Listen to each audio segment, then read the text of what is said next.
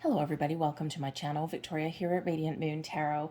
We are here doing your full moon in Leo reading. This full moon occurs on February 5th of 2023 and it is the second full moon of this year. However, it is the first full moon where all of our planets are direct. And we've had a lot of retrogrades, we've had a lot of back and forth energy, but now these planets, they're all direct and they are propelling you forward. So where you've been maybe feeling a little bit flip-floppy, a bit back and forth, you've wanted to start something and then you've hesitated and stopped and kind of pulled back a little bit. This is full steam ahead for your wants, your goals, your changes that you want to make. This full moon is squaring Uranus in Taurus. Uranus is the planet of rebellion, right? The modern ruler of Aquarius. And if you think of Aquarius energy, right, we've got humanitarian aspects and all that, but Aquarius energy really does stress individuality, thinking outside the box, challenging the status quo a little bit, always a little bit different, always a little bit out there, and quite often a little bit ahead of other people. So, if you think of this kind of not so much challenging energy, because Aquarius doesn't really challenge, but just this kind of stuff like, no, I'm going to do things my own way. I'm not going to listen to what other people have to say because I'm listening to my soul. I'm listening to my intuition. I know what I want, and it might not conform to what other people's expectations are of me. So there is this kind of rebelliousness that does come in. With the Uranus energy in Taurus, this may have to do with your values, the things that you hold dear, the things that are important to you. With the Earth energy there, you could have something to do with your career, your home, those things that can be very much highlighted in this energy. So we do have some great energy coming in, but we do have this little bit of rebelliousness, this change that you may be considering making. And with the Leo influence here, we could have a little bit of drama. Okay, Leo is a very fun sign, a very out there sign, a sign that's quite often in the spotlight, right? Leo the lion, right? The king of the pride. And so Leo energy is quite exciting, but coupled with the full moon and coupled with that Uranus influence there may be things that come up to the surface that may cause a little bit of, how should we say, spiciness. Okay, we could even have some surprises if there's people in your life, and you're all of a sudden bringing something up, or you're initiating some sort of change. It may catch them off guard because they're like, they didn't quite see it coming, right? But you on some level did. Okay. And this full moon in Leo is actually the culmination of a 6-month cycle that we started back in the summer of 2022, back in that new moon in Leo. So think of your intentions that you set back in the summer, things that you were doing or things that you were starting. Where are you now, right? Are you finishing things up? Are you making final decisions, right? Things in life aren't necessarily, snap of the fingers. So just you might be reflecting on where you were 6 months ago and things that have occurred in the last 6 months. And this can really help initiate some sort of change or make some decisions for yourself, or have some important talks that may come in for you. Okay, so you may just be in this energy where we do have some exciting things, we do have a lot of burst of energy, okay, but also this little bit of shake up energy that does come in, and perhaps a little bit of we'll just go with spicy energy with things around you. Okay, but it's a really overall, though, it's a really positive energy. Full moons, of course, are about letting things go, about finishing things, okay, and leaving things behind, also bringing things to the surface, right? Things that have been hidden, things that need to be addressed, things you need to release so that you can move forward without excess baggage, right? And we do let things go at this time. So we're going to get into, having said all that, we're going to get into your individual readings. I'm going to have all of your timestamps in the box down below, in the comments box, and also the description box. And we'll just pull a few cards for each sign and just bring you some individual messages. So we're going to start out with Aries, but like I said, all of the timestamps will be down below. Make sure you watch your sun, your moon, and your rising sign signs, particularly for the big picture and to see what kinds of influences are coming in different areas of your life. So we're going to get started here. Again, timestamps down below, and we're going to start with Aries. Hello, Aries. Aries, this full moon is occurring in your fifth astrological house, and this fifth house is ruled by the Sun and Leo. It is the house of self-expression, drama, love, and romance. This is also where we have fun. We focus on the things that bring us some happiness and some joy. Think of your creative endeavors, your hobbies, your special interests. So with this energy coming in, you could be focused on those areas or letting something go, finding a little bit more balance in your world so that you can do something a little bit more fun, that you can do something that really hones in on your talents and your skill sets.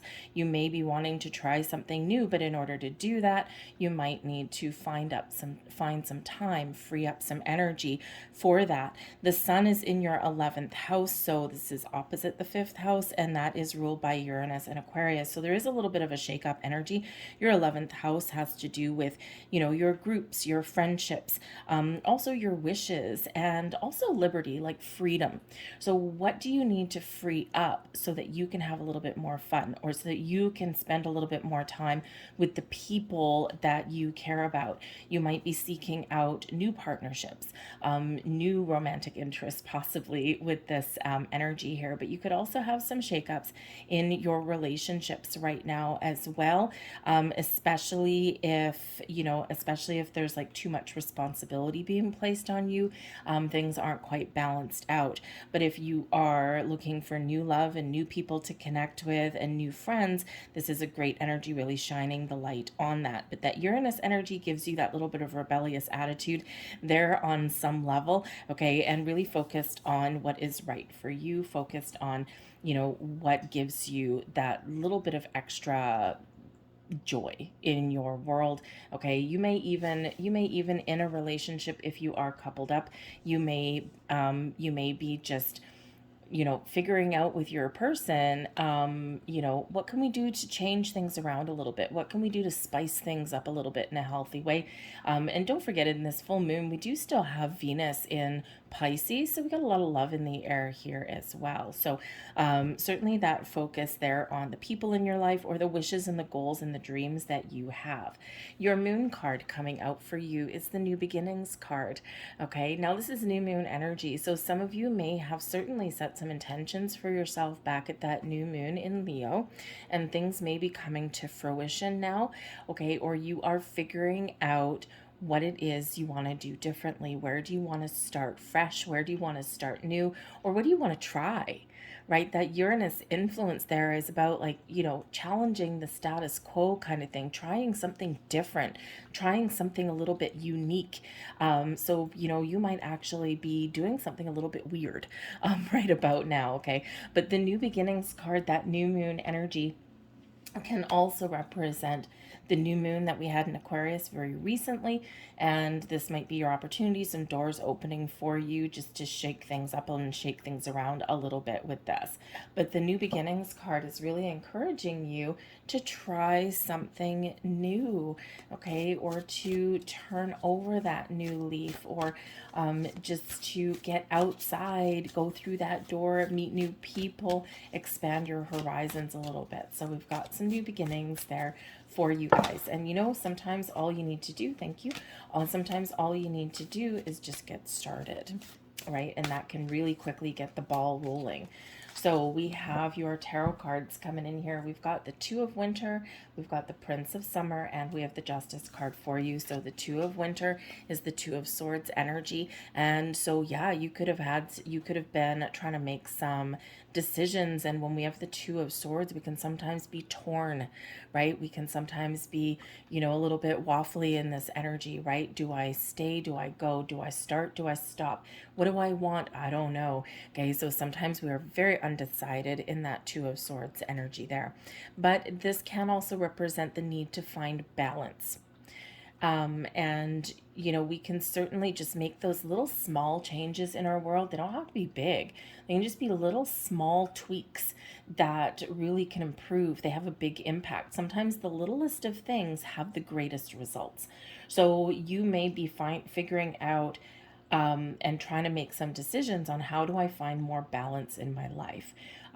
What do I need to change? What do I need to do a little bit differently? So you're certainly in this kind of thinking, deciding mode with this. But ultimately, with the Two of Winter energy, what you're actually doing is you're going within, you're going internal, and you're really listening to your inner self, to your intuition to make some choices and decisions. You may not want anyone else's opinion at this time. This can be a little bit of a closed off energy. It's like, nope, I don't need to listen to what anyone else has to say right now. I need to figure out what is right for me, or what I want out of life, out of relationships, or what I want to do, what I want to create. We've got the Prince of Summer coming in here as well. And I love this because this is the Knight of Cups energy. And the Knight of Cups, of course, can be offers of love and romance and fun and joy. This is invitations. This is you opening your heart, putting yourself out there. But this is also accepting love. A little bit of magic in the air when we get this particular energy. So certainly this focus on your relationships, on your romantic life, okay, but also your creativity comes out with that Prince of Summer, right? Taking the steps to do something fun, to have a little bit more joy, or even infuse a little bit more romance in your life here as well. I love this card out of this particular deck because, of course, we do have a frog with a crown on it and a little bit of a magic wand, okay? And so I think some of you, if you're looking for, if you have been looking for new friendships, new partnerships of any kind, or new romantic connections, okay, this can certainly represent that energy where you've kissed a lot of frogs and you've had some letdowns, you've had some ups and downs, and this could certainly be you in this Two of Swords energy, figuring out, am I ready for love? Am I ready to trust again? Am I ready to open your heart? And this Knight of Cups energy, the Prince of Summer, is encouraging you to put yourself out there because this can certainly be your time to shine in this energy. And there is a frog out there for us all that can turn into our prince or princess. You know, there is always a connection out there for everybody, and what that looks like and what you know, what that needs to look like is a little bit different for each and every one of you. Some people are just looking for companionship, some people are looking for the big show, right? So whatever that is, you're being very encouraged to open your heart in that energy because there just might be a little bit of magic in the air because you got some really good karma coming in for you as well with the Justice card. The Justice card is this Libran energy of balance and harmony. So again, we've got two energies in balance. So something may just be out of alignment for you here, or maybe you've just been feeling a little bit out of sorts in the last little bit. So I think you're going to get things back on track with this energy. But this is the Justice card, can really represent you making an important decision, and a decision that you can live with, a decision that makes you feel like you've made the right choice for you. This is weighing up your options. This is looking at all of the information and making an unbiased, fair, balanced decision in your world. Justice card also brings honesty and truth. So this could just be where you're being very honest at this time. You're expressing your thoughts, your feelings, your desires, and you're getting things out in the open, and you know, and see what happens, see where things lead, see where things go, because we can quite often air out some dirty laundry when we've got the full moon energy. But I think there's some very good decisions that you're making right now. So follow your heart, open yourself up there, ultimately listen to your intuition as well, and do what is right for you. So let's go get a couple of last cards out here for you and see what they have to say. Oh, there we go. 3 extra cards. All right. So your first one, we've got dark side. Don't hide yourself away. Nope, it is your time to get out there and get yourself in the spotlight. Okay, let your inner light shine. we also have attract. Beautiful. Like the moon and the ocean, you attract good things into your life. Yes, you do. Okay, so again, get yourself out there, open yourselves up, a little bit magic in the air, remember, with that one. We also have singularity. You are your own sun, moon, and stars. The magic lies within you. Okay, so remember that there, Aries. All right, I'm going to leave that there for you. And I hope you have a great full moon and, of course, leading forward. So thank you very much, Aries. We're going to move on to Taurus.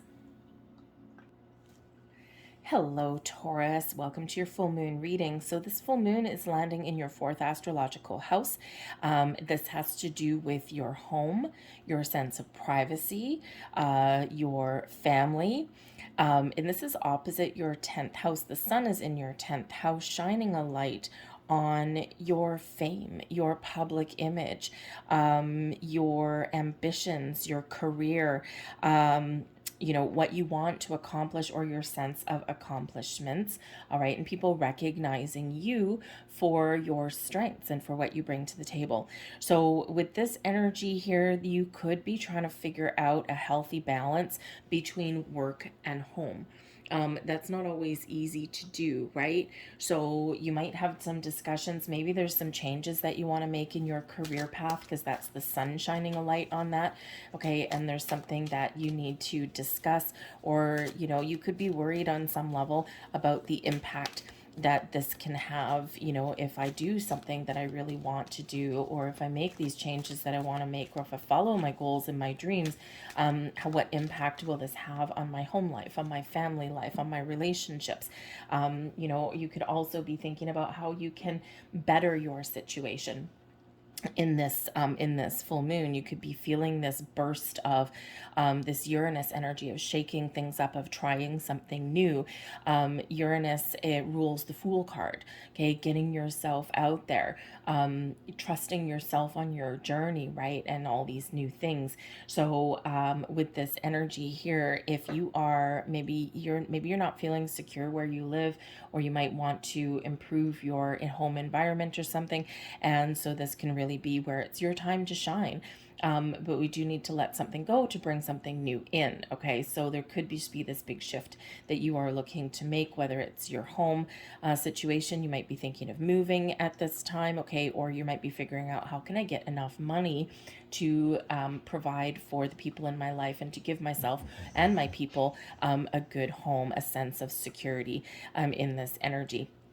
So, but also with this full moon energy, you could have, because this is in your fourth house and this does have your family, your home environment, all these things. And there could be a little bit of drama at home, a little bit. Okay. There can be some great things going on, but there can also be some things that kind of come up, things that need to be addressed, or maybe just these little outbursts that may come in here. You might have some rebellious children at this time. Okay. And they're full of passion, they're full of fire, and, they may be even quite talented in this energy, but they can also bring about a little bit of, a little bit of drama. I have a very artistic and creative sister, and she was also she used to be like a competitive dancer, right? She was a ballerina, actually, and anytime there was something like a competition or something, oh my good Lord, the drama that unfolded. So even though there's something very positive going on, there is this kind of tense energy behind the scenes. So you may have something like that going on with this moon. But we have card number 17, which is awesome because that relates back to the star card, and that is that Aquarian energy, and that's your Uranus influence right there. But we've got the self-reflection energy. So you may really be having a look at where things are at in your life. Am I balanced? Can I make some change? Can I make things better? What do I need to shake up a little bit to bring and attract more blessings into my life?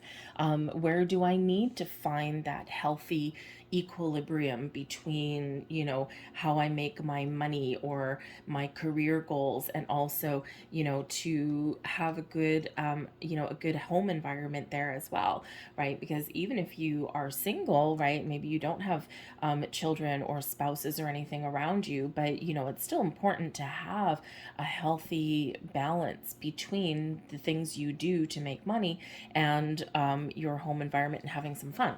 And of course, especially if you're single and you don't have anyone, anyone else bringing in some money or anything like that, it's very important for you to to really focus on how you do make your money and bring things in. But I think you might have a little bit of success that's either you are reveling in around this full moon, okay, or that's coming in for you in the next couple of weeks.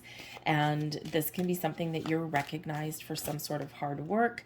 And it may come in as a little bit of a surprise. The full moons do bring in surprises, especially this one in Leo. So you might actually get some sort of surprise in your workplace.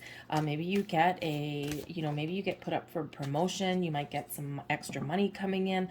Maybe, well, fingers crossed, maybe your company that you work for all of a sudden has like a banner year, and they want to share the wealth a little bit, right? It might just be a little bit, but it might actually be something really, something like a windfall for you in that energy. So let's hope so.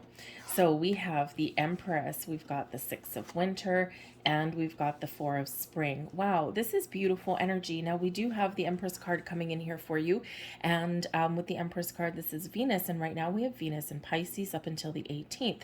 So this brings about new beginnings, a time of abundance and fertility and creativity to you. Okay, you might have a lot of ideas. You might just be, again, thinking about how you can expand your horizons a little bit and attract more blessings and things into your life. So the self-reflection energy is actually really quite important.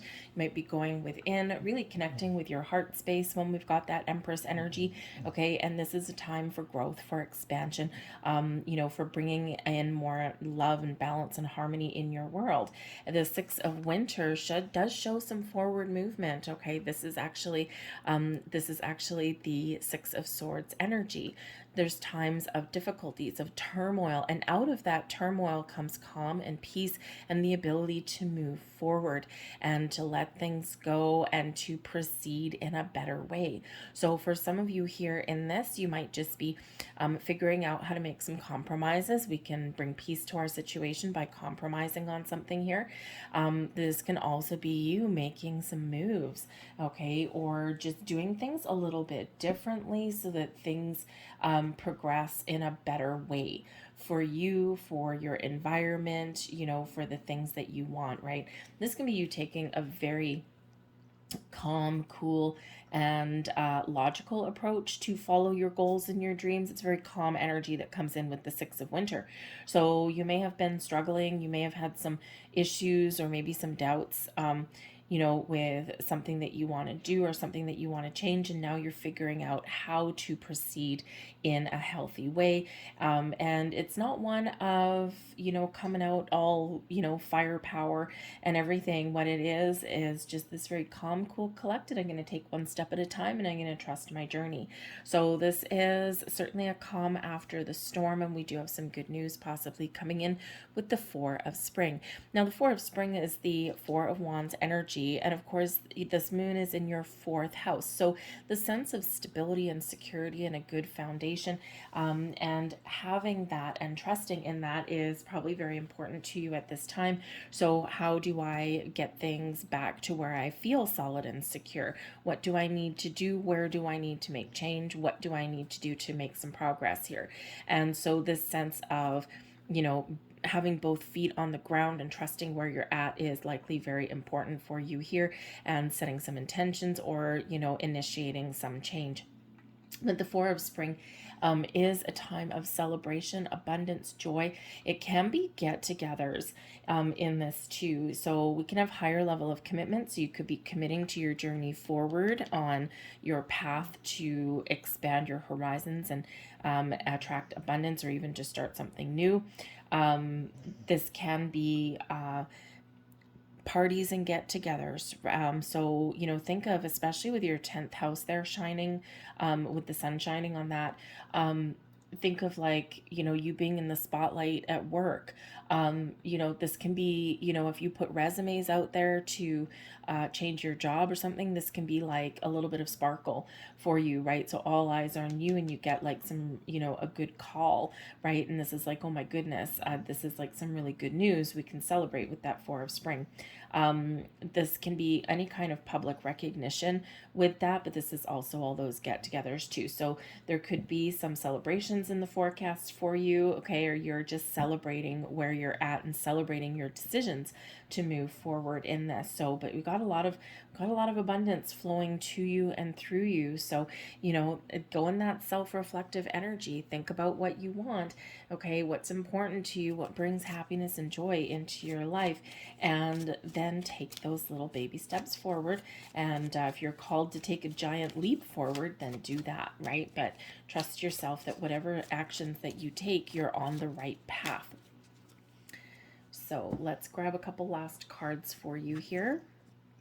We have Navigate. Interesting, we have Navigate when we do have the ship there with the Six of Winter. Beacons of light in the night sky are there to guide you. Okay, the stars, the self-reflection card, 17, the stars, right? Not to mention, not to mention the Uranus influence. So where are your dreams? Where are your goals? If you were to wish upon a star, what does that look like to you? Follow the steps that you're guided to take. And we have dark side coming out here as well. Don't hide yourself away. Sparkle. Okay, it's your time to sparkle. Let yourself be seen. It's your time to shine. Okay, I'm gonna leave that there for you, Taurus. I hope there was something here for you. We're gonna move on now to Gemini. Hello, Gemini. Welcome to your full moon reading. This full moon is landing in your third astrological house, ruled by Mercury, okay, which is your ruler, by the way, your planetary ruler. So it's all about the mind, communication, your thoughts.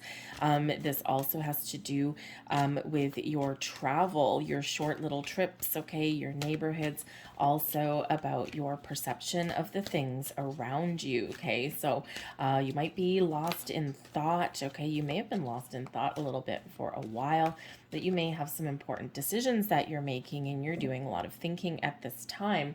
Now, this is your third house here is opposite the sun right now, is in your ninth house. So it's very interesting because your third house has to do with travel, like short distances, and your ninth house can be long distance travel.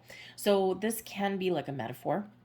Okay, what do you need to do in the short term to achieve your long-term goals? Okay, moving forward. But some of you may also be wanting to explore the world a little bit. You might be planning a little bit of a getaway, go out and have a little bit of fun. It's been a while for a lot of people. Perhaps you're looking at taking a trip overseas. You may even be looking at taking some sort of trip or adventure that includes a little bit of a learning element to it, something a little bit studious. So, if you kind of think about that, I mean, you might be going away to school or college, like college or university or something. You might be going on like an educational getaway. So, maybe like a cruise where you learn to cook or something like that.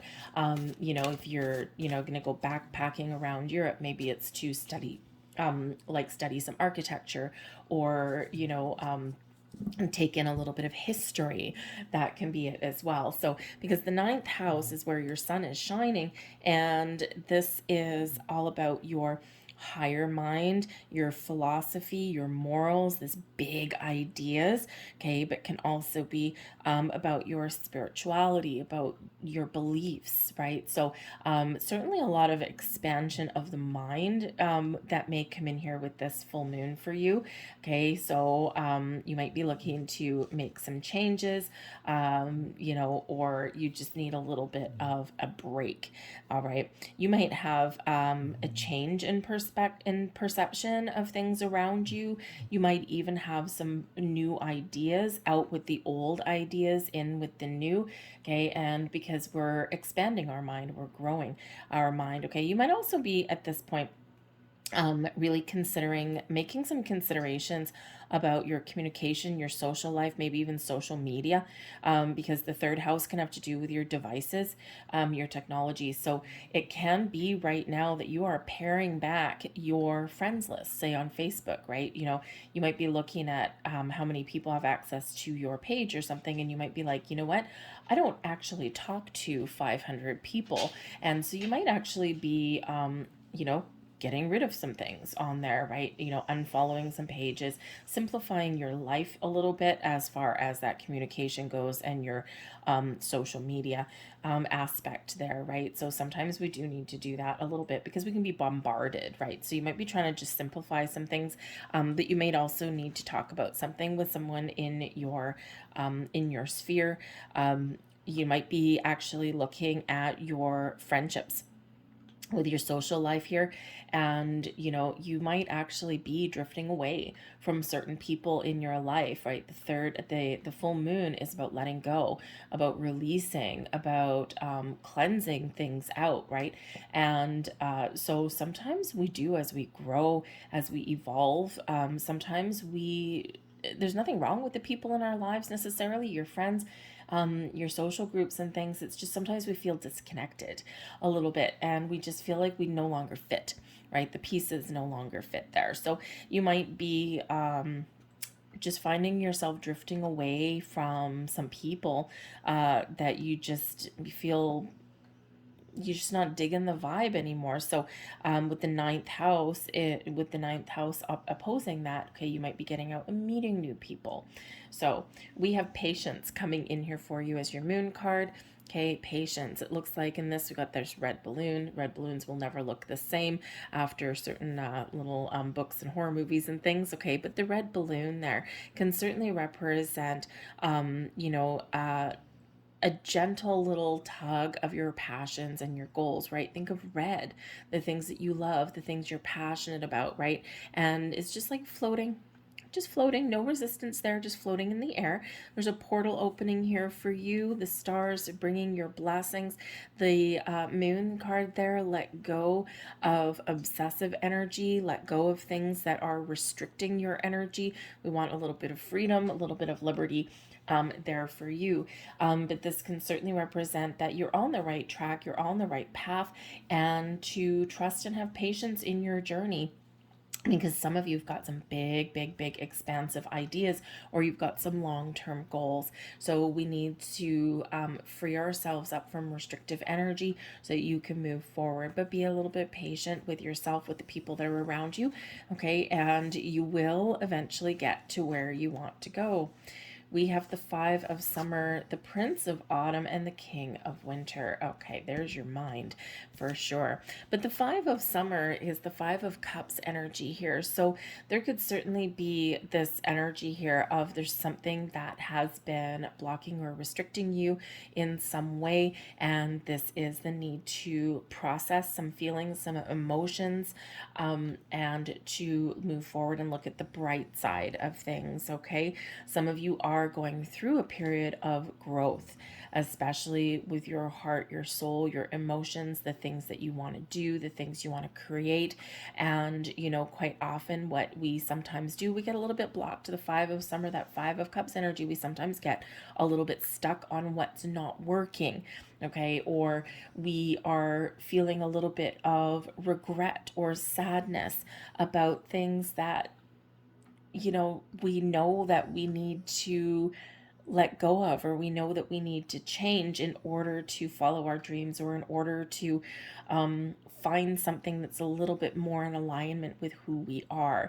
So the Five of Summer energy is that energy of processing some feelings, some emotions, some looking at your resistance or your blocks in your world, and seeing how you can free yourself up a little bit, or what changes that you need to make. And then we're making a conscious effort to turn things around and to focus on the future, to focus on the solutions, to focus on the sense of, think of 3 cups spilled over, 2 cups still standing, right? What is still the potential? What can be salvaged?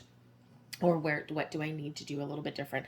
So this can be a challenging energy with that, okay? But this one in this deck is represented by the dragonfly, and the dragonfly can certainly represent spiritual growth, change for the better. It's also a very fast energy.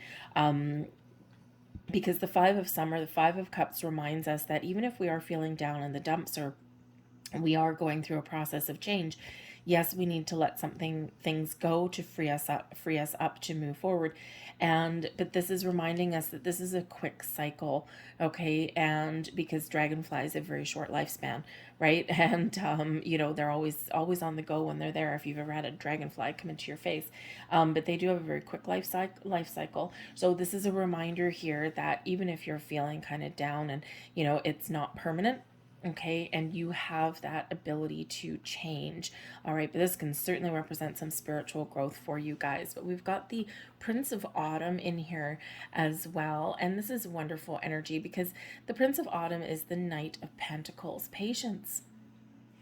You've got some goals, you've got some dreams, you've got some things that you want to do, you want to try, you want to change, okay? You want to find your path, your success, okay? You may even want to spend some money that you've invested, okay? And this is reminding you a little bit of patience, and you will get to where you want to get to, okay? The seahorses, right? If you've ever seen seahorses in the ocean, they don't really move fast. Sometimes they can motor a little bit, but they kind of hang out. They attach their tail to a thing and they just go float like a balloon on a breeze, right? So go with the flow, be patient, one foot in front of the other, one day at a time, and you will succeed and you will get to where you want to get to. I also do feel here that some of you have been saving your money for a little while for something. And again, maybe there's something that you want to do and go out and have some fun, some travel. Maybe you've been investing in something for a while and you've been wanting it to pay off. But I think here that if you have an opportunity to, go on some sort of adventure or to learn something that you really want to learn to expand your mind a little bit, I think here that you might be maybe a little bit hesitant to spend some money, but ultimately it may be very rewarding for you. You're investing in yourself. Okay, even if you're going on a vacation, you're still investing in yourself. So you might have a little bit of grief of spending a little bit of money, but ultimately it will be rewarding for you. But we have the King of Winter here as well, and this is awesome. King of Winter is the King of Swords. This internal wisdom, trusting yourself, expanding your mind. This is an energy of success. Okay, so successful thought processes, a big idea that can you potentially pay off, especially with that Prince of Autumn beside it. Okay, and if you think of the humpback whale, older and wiser. Okay, so you're using your inner wisdom here to really make some decisions, to process some things. Okay, and you might just have this, this open mind here at this time. Okay, but whatever it is, you're seeing things clearly. When we have the King of Winter, the King of Swords energy, this is finding a sense of clarity and purpose. This is using logic, intellect, and wisdom. This is an energy of learning things, or recognizing the life lessons that you have been learning, and it's like, aha, my wisdom. Okay, so certainly this big thoughts and big ideas, and things may really pay off for you at this time. So let's get a couple last cards for you here.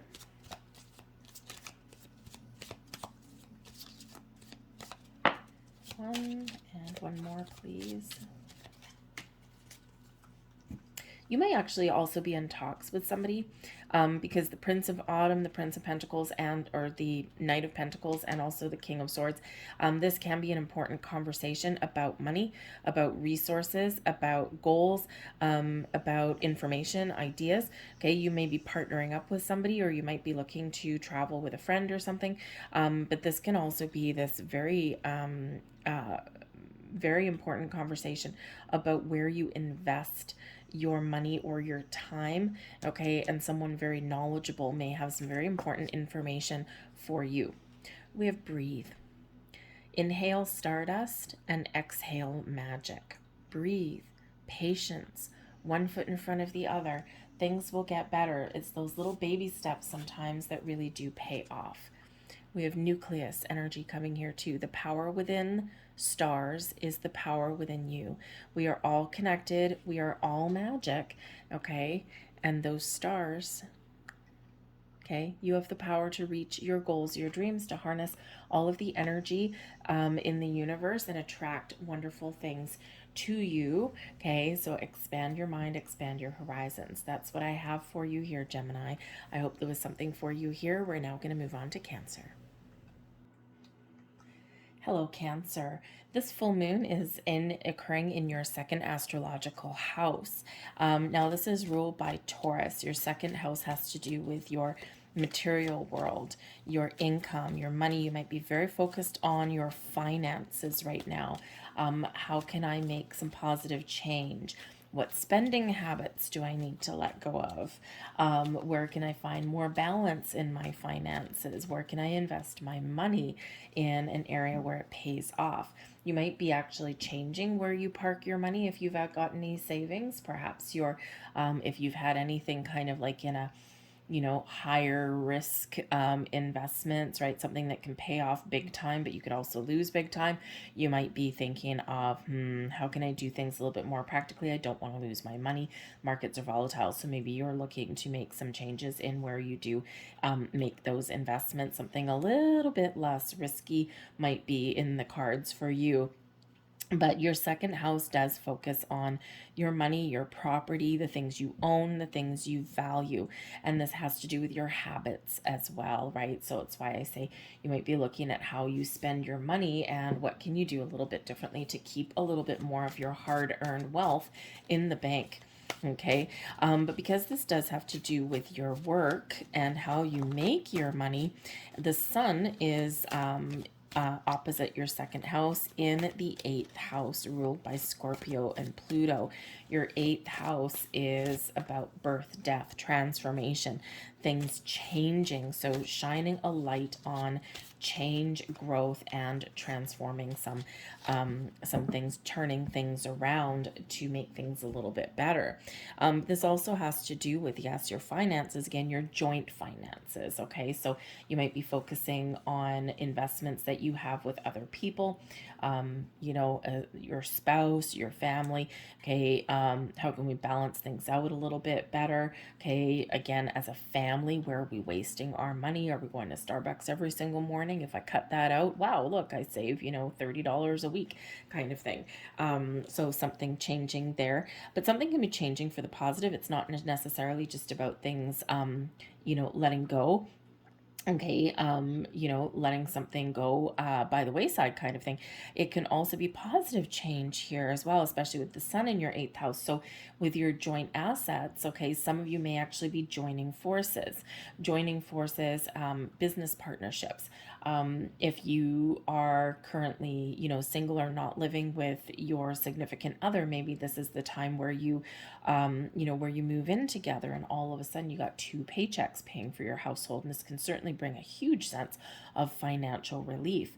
Okay, maybe you are making some joint purchases and things, but there can also be some inheritances coming in for you here with that 8th house energy. Okay, and this can certainly bring about some transformation there. So it can certainly be all about your money, your investments, and making things a little bit better for yourself. Okay, we've got the pleasure card coming out here for you guys. Okay, so when we get this particular energy, this can be, if you've been very conservative with your money, this can be encouraging you to spend it in a better way, or spend it in a way that gives you some pleasure, some joy, some satisfaction. Okay, because sometimes we can squirrel our money away especially with that second house, that Taurus energy. Sometimes we can be a little bit conservative with our money, but the second house is ruled by Venus, and Venus right now is in Pisces. And this is very encouraging you to be a little bit creative, to have some fun, and especially with your money, perhaps, right? So maybe you just do something nice for yourself, or with your significant other if you've got one. Maybe you go out for a night on the town, and it's like this, you got to have a little bit of fun in your life here, at some point, right? We can't squirrel it away like a little squirrel, right? We can't just always do that. We've got to keep money in circulation and keep the energy flowing, right? So we can't just squirrel it away all the time. So you're very encouraged to embrace some pleasure and some joy, and this may involve your money. But I do feel for some of you there is some money coming in. Okay, at this time, it may be a little bit of a surprise. The full moon can bring about surprises. And of course, with that eighth house, that Scorpio energy, births and deaths and transformations, there may be some inheritance at play for you. Hopefully, in your instance, it's a living inheritance, as people tend to do these days, right? It's like, I'm going to share my wealth while I'm still around to see people enjoy it. So you may actually get some money coming in, okay? Or maybe you pay off a loan, all right? That can be highlighted here as well. And then all of a sudden you can maybe have a little bit of a good time and just throw a few coins around a little bit, and have some fun. But this moon is encouraging you to find the pleasure and the joy in life as well, okay? And to have a little bit more fun in your world. We've got the Sun, Justice, and we have the Princess of Winter. Okay, you got some heavy hitting energy here, folks. All right, the Sun is all about happiness and joy and pleasure and fun. This is also about creativity, infusing joy and happiness in your life. The Sun brings about clarity to things as well. It can change things for the better, chasing the shadows away, seeing the light at the end of the tunnel. A happiest card in the entire deck here for you. And with the Justice card, some sort of really positive legal situation, and the Princess of Winter, a very important conversation. So yeah, some of you have something to do with, when we have got the Justice card here, something that has some legalities behind it. Okay, so think of wills, loans. Okay, maybe you are actually making a purchase, but this is a really positive one. Yes, you're spending some money, but it's something that is important, something that you've decided is going to better your life in some way. Sometimes we need to spend money to better our situation, or to give us a little bit more security. Think of if you've got like a car that keeps breaking down, it's an old beater, it's 20 years old, and you're like, oh my God, you've been putting off buying a new car. This can be where you buy a new car, because ultimately it gives you a little bit more peace of mind, and it kind of makes you happy. Okay, but the Justice card can also be you paying things off, and this is bringing you freedom with the Sun, right? You're like, oh my God, I had a $500 loan every single month, I've paid it off, and now I'm free.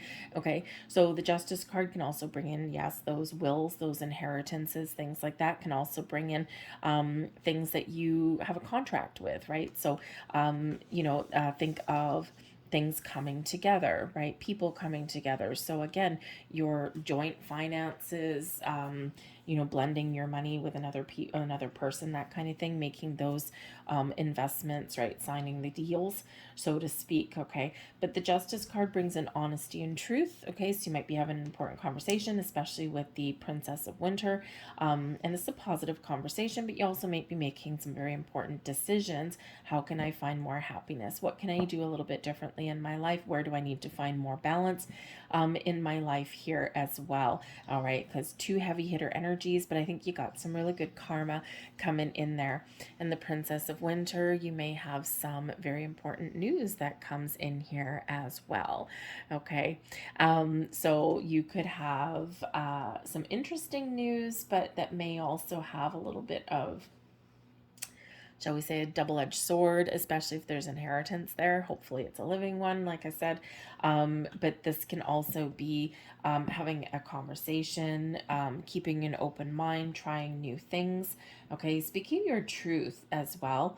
Okay, this is the Page of Swords energy. So the Page of Swords, we can sometimes be a little bit impulsive, or we just want to do something a little bit more interesting in our world. Okay, we may finding new ways to communicate, sparking conversations. You might also be curious about something here as well. And when we do have this expansive energy of um, the Page of Swords, okay, we can be trying new things, exploring our options. We might be in a little bit of investigative mode, right? But it feels whatever you're doing here, whatever you're exploring, may really pay off for you in some way. So, some great energy coming in there. Embrace that sun, okay, and also that Justice card, and communication may be the key for yourself as well. All right, in that. But the pages, the princess there, brings in new as well. So it can be a new lease on life. It can be a new way of living. You're finding balance. And this does give you a sense of security or freedom. And so you might just have something there that's quite exciting. So let's get a couple last cards for you. And we have the dark. Well, we don't like the dark. You know why? Because we got the sun to chase it away.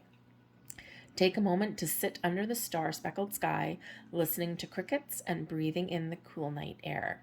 Connect with nature, okay? Get outside. Sometimes we can get inspiration by looking at the stars. Sometimes we can really connect with the universe when we look at the stars. So there might be something there for you. It's also encouraging you to wish on a star as well. But the dark energy, right? The darkness of the full moon. And so this can be really where something comes to light for you, or you are letting go of those bad habits and behaviors and things like that, or you're making some really positive change for yourself. We've got self-care, spoil yourself in the moonlight. Okay, there we go. Spoil yourself, right? Have some fun, spend your money in a more positive way, circulate your finances a little bit. When we put things out, they come right back to us, right? And especially when we put money out there, where we do have some fun. You don't have to go overboard. You don't have to like blow all your savings or anything like that. We don't have to go crazy. But just those little things that bring us a little bit more joy and happiness, and the money circulates back to us in some fashion. So I'm going to leave that there for you guys. I hope there was something here for you. I hope you have a great full moon, and we are going to move on to Leo. Hello, Leo, the star of the show. Of course, this full moon is in your first house. Your first house is all about you, yourself, your appearance, the things you want to do, your approach to life, what is important to you, what you want to change, what you want to let go of yourself.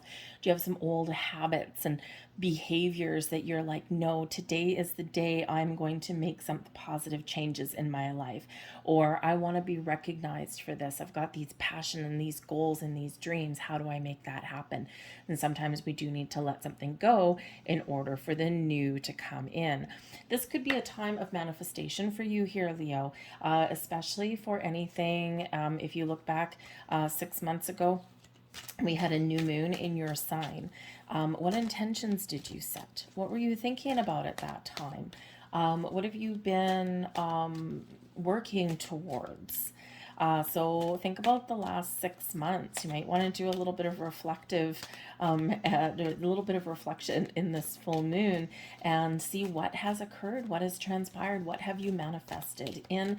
And some of you, of course, you're just at the end of a cycle, the end of a journey, and you might just be a little bit more confident. You're not usually, you don't usually lack confidence, Leo, of course, but of course, everyone has a shadow side. So this could just be a big turning point for you, where you've been a little bit hesitant over the last number of months, or you've had some starts and stops, or, you've just been a little bit unsure of what you want out of life, out of your journey, questioning things in the last number of months, and now you might get those answers, or now you might be really, you might have that big energy boost to start new things. Now, this moon is opposite to the sun in your seventh house, and this has to do with it's Libran energy, ruled by Venus, and this is about your contracts, about other people, romantic and business partnerships, friendships, even as well. This is where we find balance, equality. It's where we share resources, share information, or share our house, our home, that kind of thing. So think of all those partnerships that you have in your life. This can be a really great time for you to attract new people into your life, okay? But the people in your world, if you're looking to make any kind of moves, some changes, or if you've got something that you really want to get out in the open, you might actually surprise the people that are around you right now, because you may have been doing a lot of things internally, and the moon of course does bring about surprises, and especially with that rebellious Uranus energy, you might just be doing something completely different. All right, and so yeah, some of the people in your world may actually be a little bit surprised by that, right? Something a little bit like you wouldn't normally do, or because you've been keeping things to yourself, right? It's like, whoa, I didn't know that you were thinking about that, or so you might just catch people a little bit off guard in that energy. So, but this is a great time to turn over a page, to meet new people, to get out there, to meet new business contacts, to do a little bit of networking here for yourself, right? So remember, the spotlight is on you. What do you need to let go to bring in something new? What do you need to release to propel yourself forward in a better, more healthy way? Okay, what do you want for you? What makes you happy? What gives you motivation or inspiration? And I feel like you're really connecting with yourself and finding that, right? And don't forget, the seventh house ruled by Venus. Venus is in Pisces until the 18th of February. Venus is the planet of love and romance, yes, abundance, growth, expansion, also fertility, new beginnings, fresh starts, healing, right? Because it's very connected to your heart, opening your heart, okay? Creatively expressing yourself out into the world. So some very exciting energy here for you, Leo. We have the path. The path forward is clear. Abundance is your right. The stars are aligning for you and the portal is open. Where does that ladder lead you? Where does that portal lead you? What's on the other side?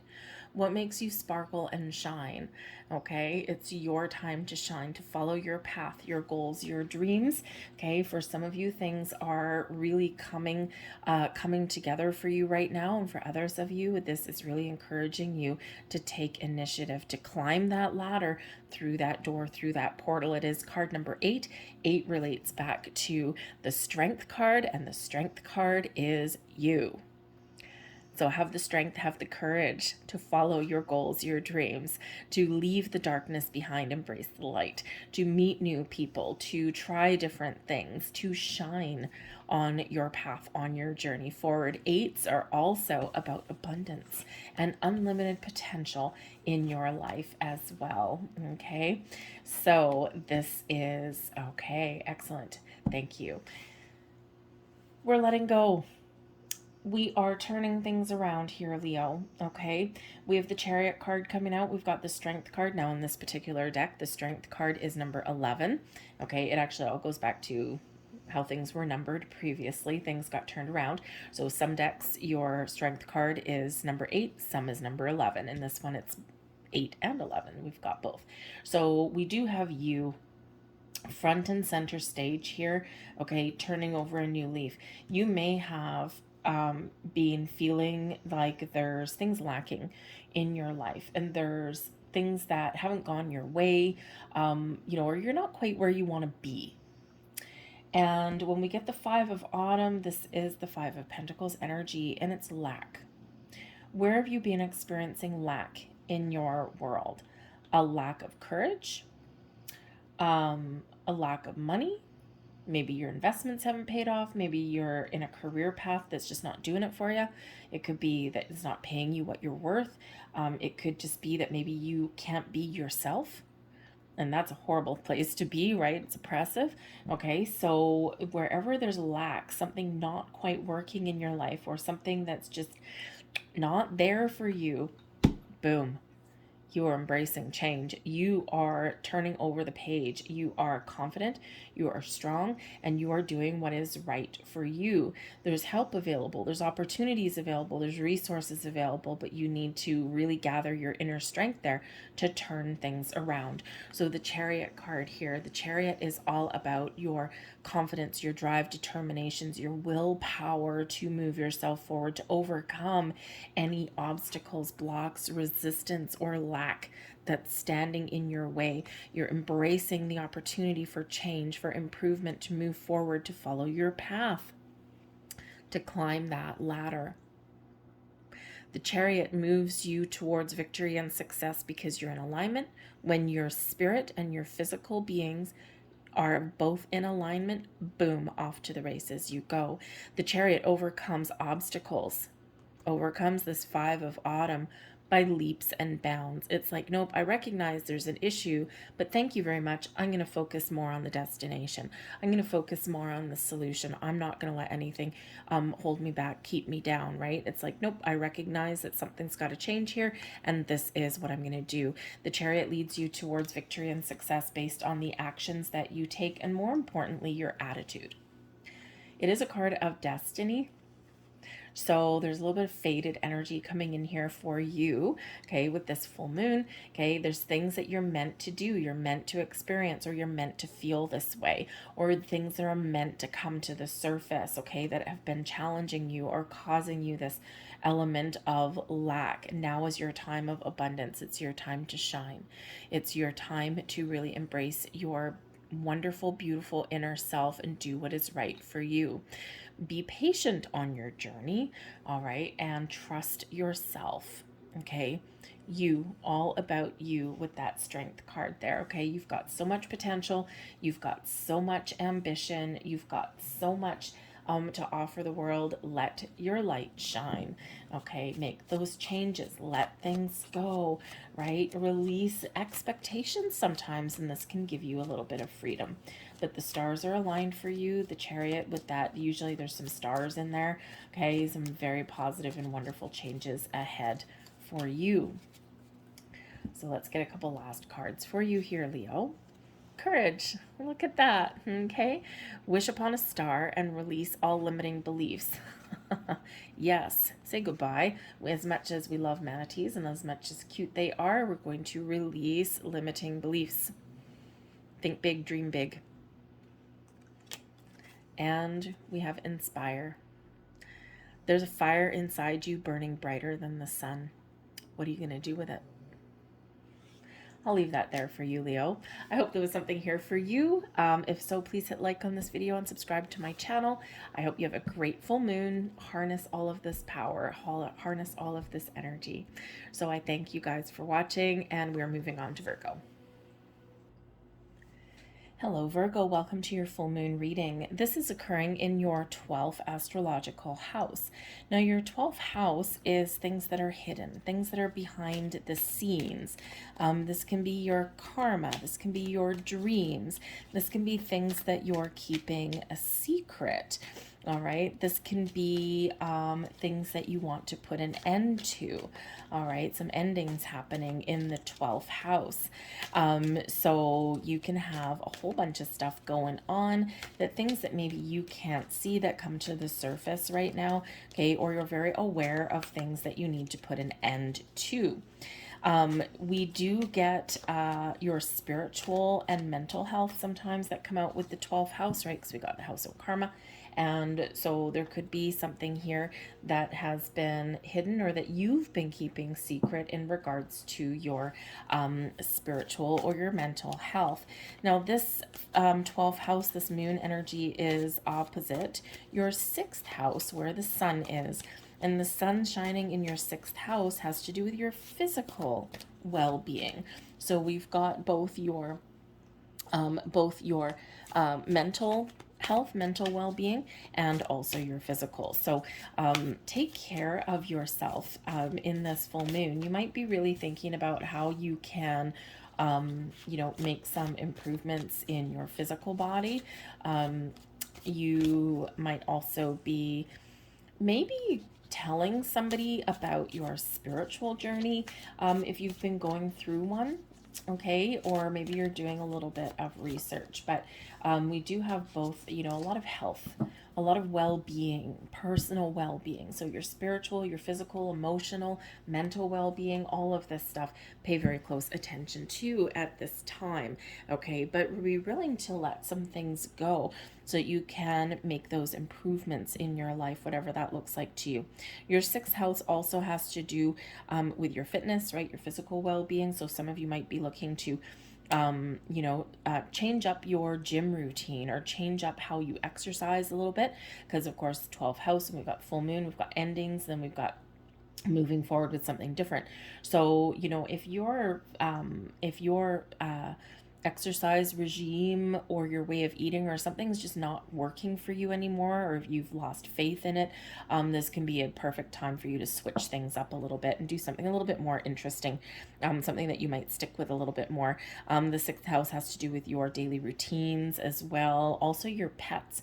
So pay attention to your pets at this time as well. Okay, just get them a little bit of a checkup. Maybe some of you may actually be getting a new pet, but but this can certainly be something that is hidden. So pay close attention to your pet's health at this time and do something nice for them. You know, maybe give them little supplements or something like that. You never know, a little vet checkup at this time too. Okay, but this can certainly be quite the shift for you here, just in regards to how you feel about things in general. Okay, and to make some really positive changes and put something important to an end. And we have extremes coming in here. Okay, and yeah, we certainly do have some hidden energy there and some energy that comes to the light. So extremes, I feel here in this with this particular card where this moon is occurring for you, I do feel that this might be a little bit dramatic for you, because especially in your 12th house, there's something hidden, something secret. And this may really come to light for you. You may really be wanting to put an end to something. You might be putting up some very important boundaries at this time, because your sixth house has to do with your service to others, helping others. And, if you've been overextending yourself, helping others to an extreme and ignoring your personal health and well-being, this is a perfect time to put up very, very firm, strong boundaries. People may be surprised by that, and it may cause some unintentional spiciness, some drama to your situation, right? Because quite often the people who are taking advantage of you or benefiting the most from your generosity and from the fact that you don't have limits on something, okay, are the people that get a little bit ornery when you take that away. And, but it's important to have boundaries as we go through life. It's healthy to have boundaries, okay? And, but again, sometimes it can cause a little bit of unintentional drama, all right? So there may be something here that does come to light, or something that is a little bit of a surprise, or something that you are switching up that may just bring things back to balance. Because when we have extremes, there could be something here that is very much out of alignment for you, okay? And this is where you're looking to get things back on track, all right? So that things aren't like really out of whack, right? Like, yeah, so we do want to bring about some balance and some centered energy to us instead of these wild swings, right? Someone, by the way, with the extremes energy may be experiencing a little bit of I'm getting a really funny energy. This won't be for all of you, but if you're experiencing some hot flashes, something there, then there might be something you might want to seek out a little bit of advice there on how to deal with some hot flashes and something. So it's your physical health coming in right there for you. Okay. But there may also be something very exciting. that's going on for you right now, this extremes energy, can bring about passion and desire and excitement into your world here as well. So some of you could have some really wonderful surprise, but it really rocks your world. But it could be in a very beneficial way. But we do have the 10 of Autumn coming here for you. And the 10 of Autumn is the 10 of Pentacles. Happy home, happy family, long-term stability and security in your life, in your physical world especially, okay, but also your well-being and your stability in all areas of your life, okay. This brings in some contentment, some happiness, and some joy. So for some of you, you are making some very important decisions on how to really put something in place for yourself for the long term, or you're focused on long-term goals and dreams. You may even have something that does come to fruition for you right about now, especially if you've set any kind of intentions in the last 6 months, especially at the Leo new moon that occurred in the summer of 2022. Something may really pay off for you now, okay? But this can certainly be there where you are focused on your physical, right? Your physical well-being with the autumn energy. The Pentacles energy is coming out with that one, okay? But some of you may actually get a little bit of a surprise, okay? We do have the Prince of Summer that's coming out here as well, and this can be help from a friend, help from a significant other. The Prince of Summer is the Knight of Cups energy. So for some of you, you might be infusing some more love and romance, maybe some more passion, into your home life. As your home life, is it all good and it's all well and it's all stable, and you're feeling like you're in a good place, but maybe you need to have a little bit more fun. Maybe you need to infuse some more romance into your home environment, okay? Or you need to get a little bit creative. I feel at this time as well, because we do have your physical world represented, as well as your endings here. I think you're trying to maybe figure out how to make your physical world of your environment a little bit better.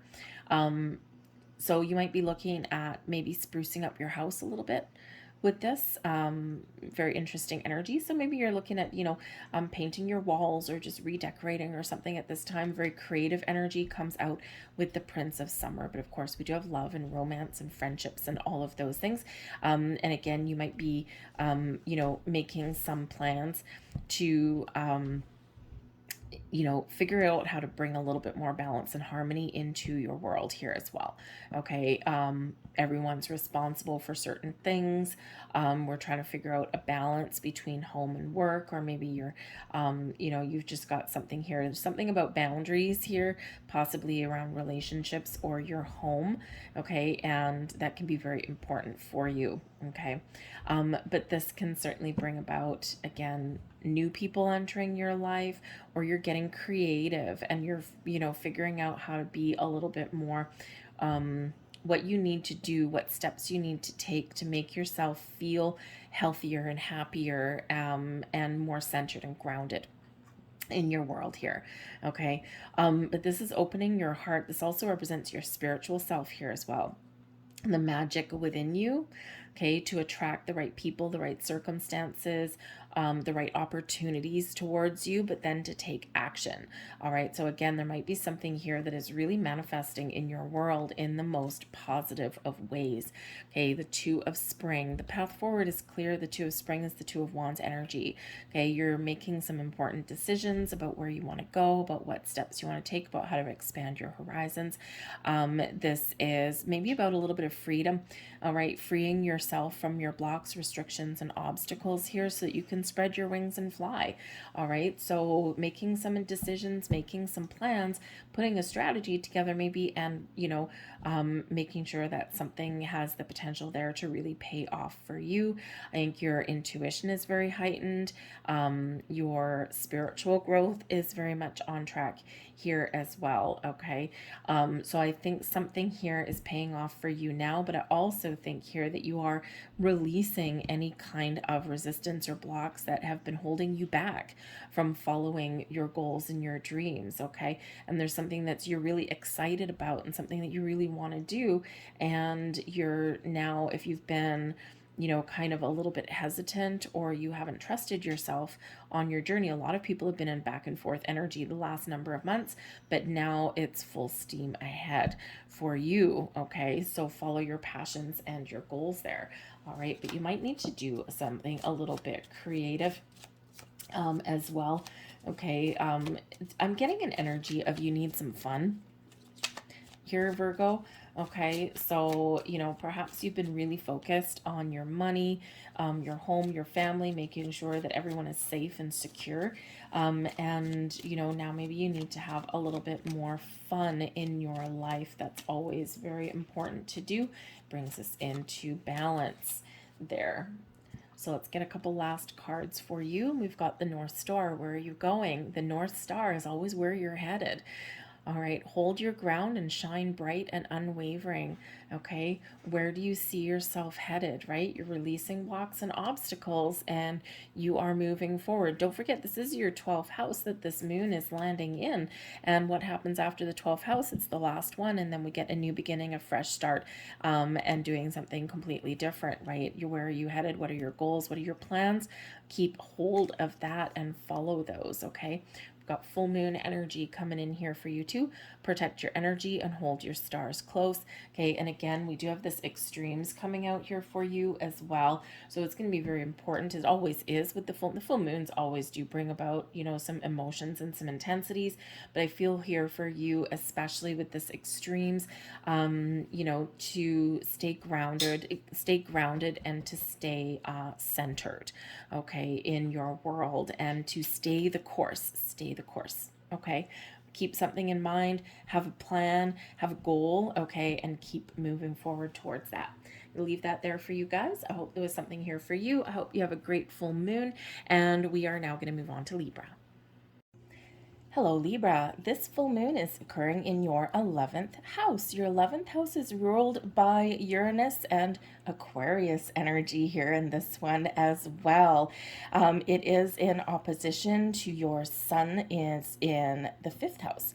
So when the sun is in the 5th house ruled by Leo, we do have this very interesting dynamic here of, you know, wanting to have more fun, get outside. You might be feeling a little bit of a push to meet new people. You might really be having a look at where you are connecting with people right about now. Because your 11th house has to do with charities and groups and your humanitarian aspects, right? How you help other people. Society as a whole also has to do with your wishes, and a little bit of freedom. So you might be really in the full moon energy of releasing, letting go of perhaps initiating some change. You might be, you know, wanting to free yourself up a little bit from maybe expectations that other people tend to place on you. Sometimes we, you know, sometimes we feel a little bit of pressure to, you know, live up to the hype kind of thing, right? And, you know, well, Libra, you're supposed to be like this, like this, like this. And you're like, but I'm not today, okay? Or I don't want to be anymore, right? I need to have a little bit of freedom. So you might be in that energy. You might be really thinking about where it is that you are putting yourself out there, okay? You might be changing some groups of people. Maybe you feel a little bit like you're not connecting with certain people in your world, okay? And you might also be looking to the future, very futuristic kind of energy, when we've got that Aquarian and Uranus energy. So you might be a little bit of challenging the status quo, being a little bit rebellious in that, okay? But you might just want to have a little bit more fun with the sun in your 5th house, and that is Leo energy right there. And it's your 5th house has to do with self-expression and romance, love affairs, has to do with your creative side, your hobbies, the things that you do to bring yourself a little bit more fun and joy into your life. So, you know, if there's been something that's been holding you back, or if you've obligated yourself to too many things, And sometimes in the interest of helping other people or just being a good person, sometimes we do overextend ourselves, we overcommit, and we just find that things aren't quite aligning for ourselves. So there is kind of this energy around you of finding time for yourself or liberating yourself from the obligations that you're just not doing it, you're just not doing it for you anymore. So you just might be feeling this little bit of, I want to do something for me. And sometimes we hold ourselves back doing that because, it's like, oh, but now I feel selfish. No, we're not selfish. When we do something for ourselves, you've got to do something good for yourself. You've got to feel good. You've got to, have, a battery boost, so to speak, in order to help other people or fulfill our obligations. If we don't take some time to rejuvenate and revive ourselves, right, then we've got nothing left to give anyone else. So so in this energy, I feel like you're trying to figure out how to make some very positive change, to infuse some more vibrancy into your world. But I think there's also something that you're dreaming about, something that you really want. And I think here you might come to the realization of, this is my thing. This is what I want. This is my wish. This is my goal. And I'm going to figure out how to make it happen, because it gives you happiness and joy when we follow our dreams, when we follow our goals. So there's something to do with some wishes and some dreams here for you. Okay, so go within and think. We've got the creation card coming out here for you guys, Libra. This is lovely. Okay, the creation card here is, what do you want to create? Is there something standing in your way? Is there something that, is not necessarily meant for you anymore? Do you want to try something different? Okay, you are the mastermind of your reality. Okay, and all this wonderful creative energy is flowing around you. The creation energy is your creative side coming out, right? Your ability to manifest your dreams, your wishes, your goals, your visions into reality. What does that look like for you? Tap into the energy that we've got around us, right? We do have Venus and Pisces all the way up until the 18th. Venus, of course, linked to the Empress card, the birth of new ideas, bursts of inspiration, creativity, is an energy of fertility, growth. So express yourself in that energy as well. So embrace all of that. And I think whatever you've been hesitant on, it may be for you full steam ahead. So we have the Queen of Winter, the Six of Spring, and the Four of Autumn all coming out here. Now, the Queen of Winter is the Queen of Swords, and this is actually perfect. The Queen of Winter is where we put up boundaries, where we disconnect from people, things, obligations that are threatening to rule or overtake our life, or the things that are just not working for us anymore. Okay, so this is, your moment of truth. This is where you're honest with yourself, you're truthful, and you're open. And this brings you that energy of cutting certain things off, of decluttering, paring things down, making things a little bit more simplified. Okay, you're thinking about things logically. You're using your intellect, your wisdom, and your intuition to disengage with people, with obligations of things that are really causing a little bit of an obstacle and not allowing you to shine. Because the Six of Spring that's coming out here is the Six of Wands energy. It's your time to shine. It's your time to be in the spotlight, to embrace your creativity, your fiery energy, to have some fun, to move forward, to let go of things that have been holding you back from being uniquely you, or from those things where maybe we feel a little bit guilty if we don't fulfill some obligations or some things. So here you are in the Six of Spring, shining your light for all to see and moving forward in a very successful, very positive energy with this, right? This is filled with confidence. filled with, you know what, I may have had some challenges and I may still have some challenges to overcome as I move forward, but I'm feeling good. I'm feeling like I'm making the right moves. And, you know, when we put up some very healthy boundaries, that Queen of Winter energy, that Queen of Swords, okay, that is where we do feel a little bit lighter and brighter. We do feel like, oh my goodness, I'm feeling this. I'm feeling like I can move forward. I'm feeling I can try new things and I'm feeling good. And this brings in that celebratory energy of yes, of that Six of Spring energy there. But we also have the Four of Autumn. And the Four of Autumn is the Four of Pentacles energy. Okay, so this is reminding you, okay, that sometimes we need to be a little bit conservative in our energy and our doings, and sometimes we need to be a little bit more open and carefree. The Four of Autumn, it can sometimes represent, I mean, yes, it does represent stability and security in your life, a good foundation. Also represents the values, the things that are important to you. And so I think for some of you here, you might actually be assessing your world to a certain degree. What are the things that are really important to me, that I really care about, that I really want to hold on to? And what can I free myself of? What can I let it go, right? So that I can, you know, move forward, or I can have room for some new things in my life, right? Things that are a little bit more in alignment with who I am and the values that I hold dear. But the Four of Autumn also reminds us that sometimes we do need to be a little bit more open, a little bit more carefree, and that's your 11th house energy, that freedom of spirit that comes in with that Aquarian influence for you. All right. But this reminds you as well that you've got a lot going for you. You've got a good foundation. You're, you know, and now it's time to build upon that, to expand upon that in a very healthy way. Okay. And to create some things that are going to enhance your experience, enhance your world in some way.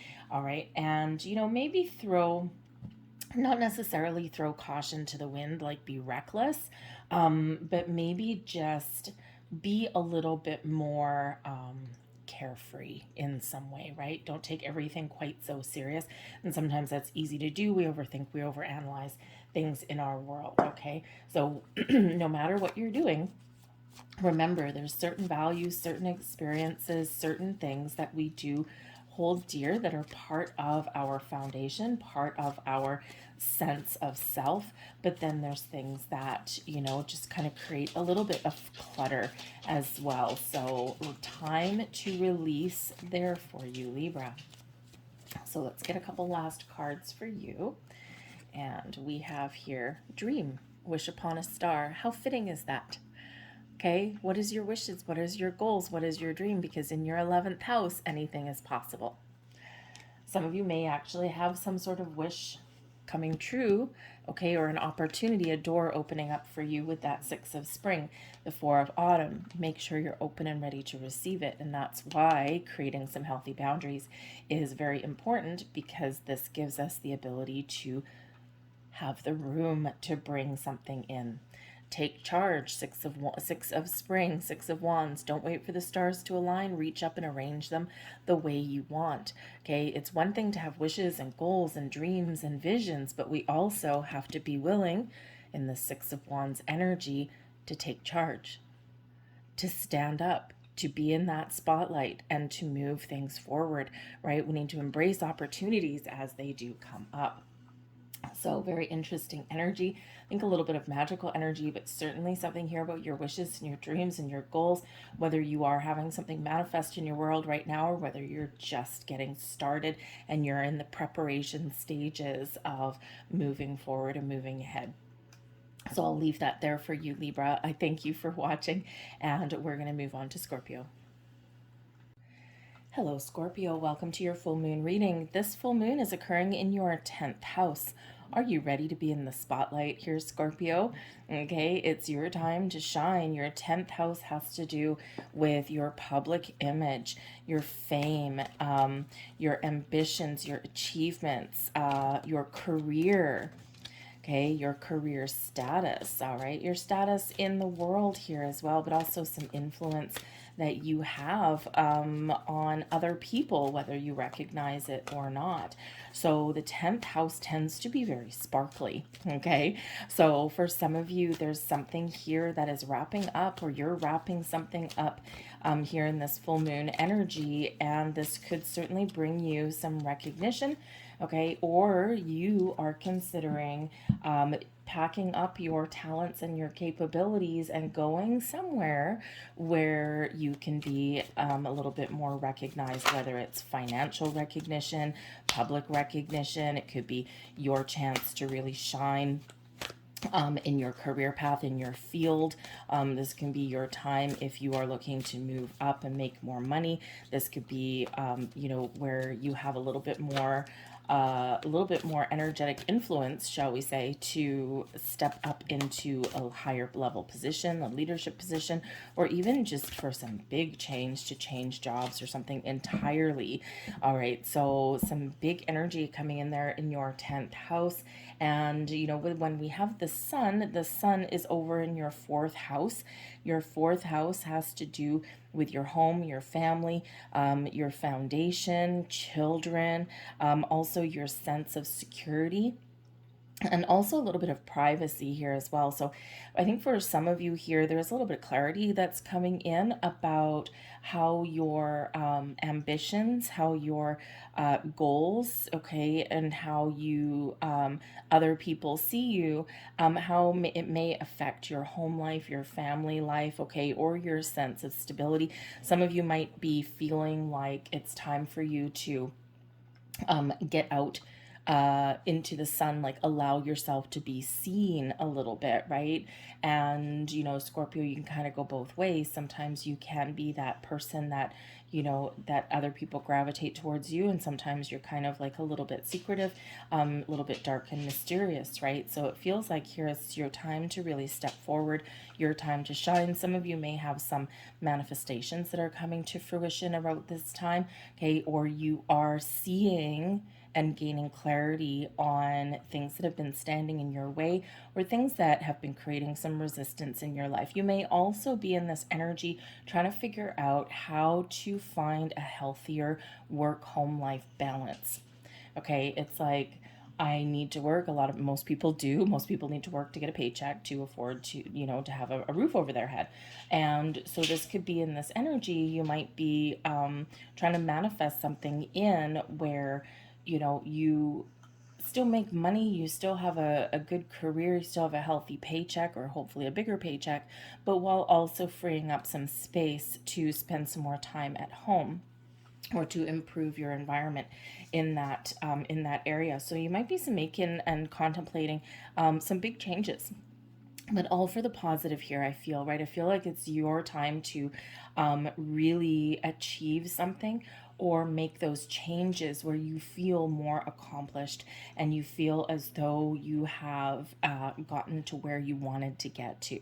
All right, let's see what else we've got coming in here. We've got the void. Now, the void is a very interesting energy, right? It's very dark, right? And the thing with the void is this space, this emptiness. You are ready to be fulfilled. You are ready for something to be fulfilled, or you are ready for some new beginnings to come in here. You are ready to fill that void with things that are what you want, what you've been dreaming about, the things that make you feel happy and safe and secure, the things that, you maybe have worked hard for and that you deserve. When we have the void energy, you've done your work, okay? Or this is what you are doing at this full moon. You are clearing space for something a little bit better than what you currently have. So you might really be decluttering your world right about now. Some of you with this full moon energy in Leo, because it can be a little bit of drama.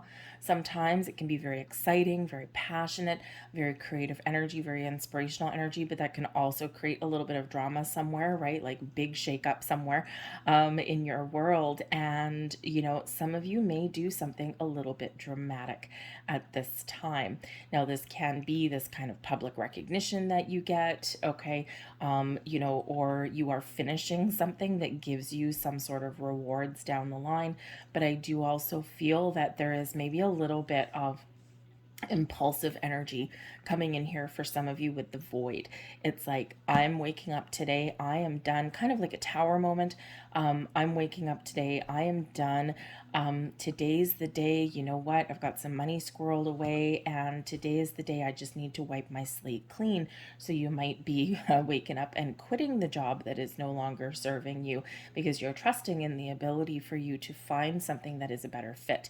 You may have already found something that's a better fit. You may actually have some good news coming in. It is card number 1. It can be a fresh start, a new beginning, okay, or something that is bringing those improvements into your world. So there could be something very, it's seemingly off the cuff for you, but it's actually really something that you've been contemplating for a while, because that 4th house where the sun is shining, bringing something out in the open that may have been hidden. You may have been contemplating some things in private.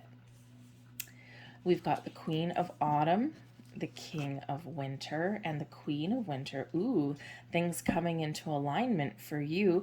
Now, you could be very much focused on your family right about now, or your decisions that you're making right now benefit not just you, but also your family.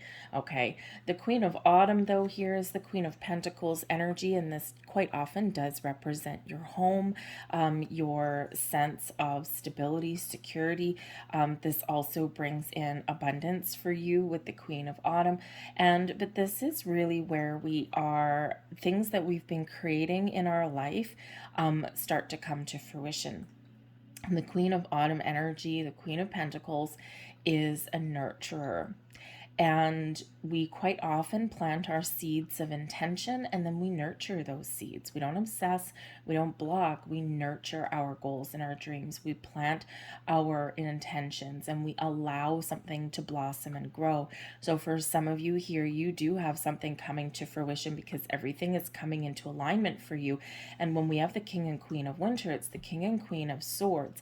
And this can represent the partnership that perhaps gives you what it is you've been nurturing, what it is you've been wanting.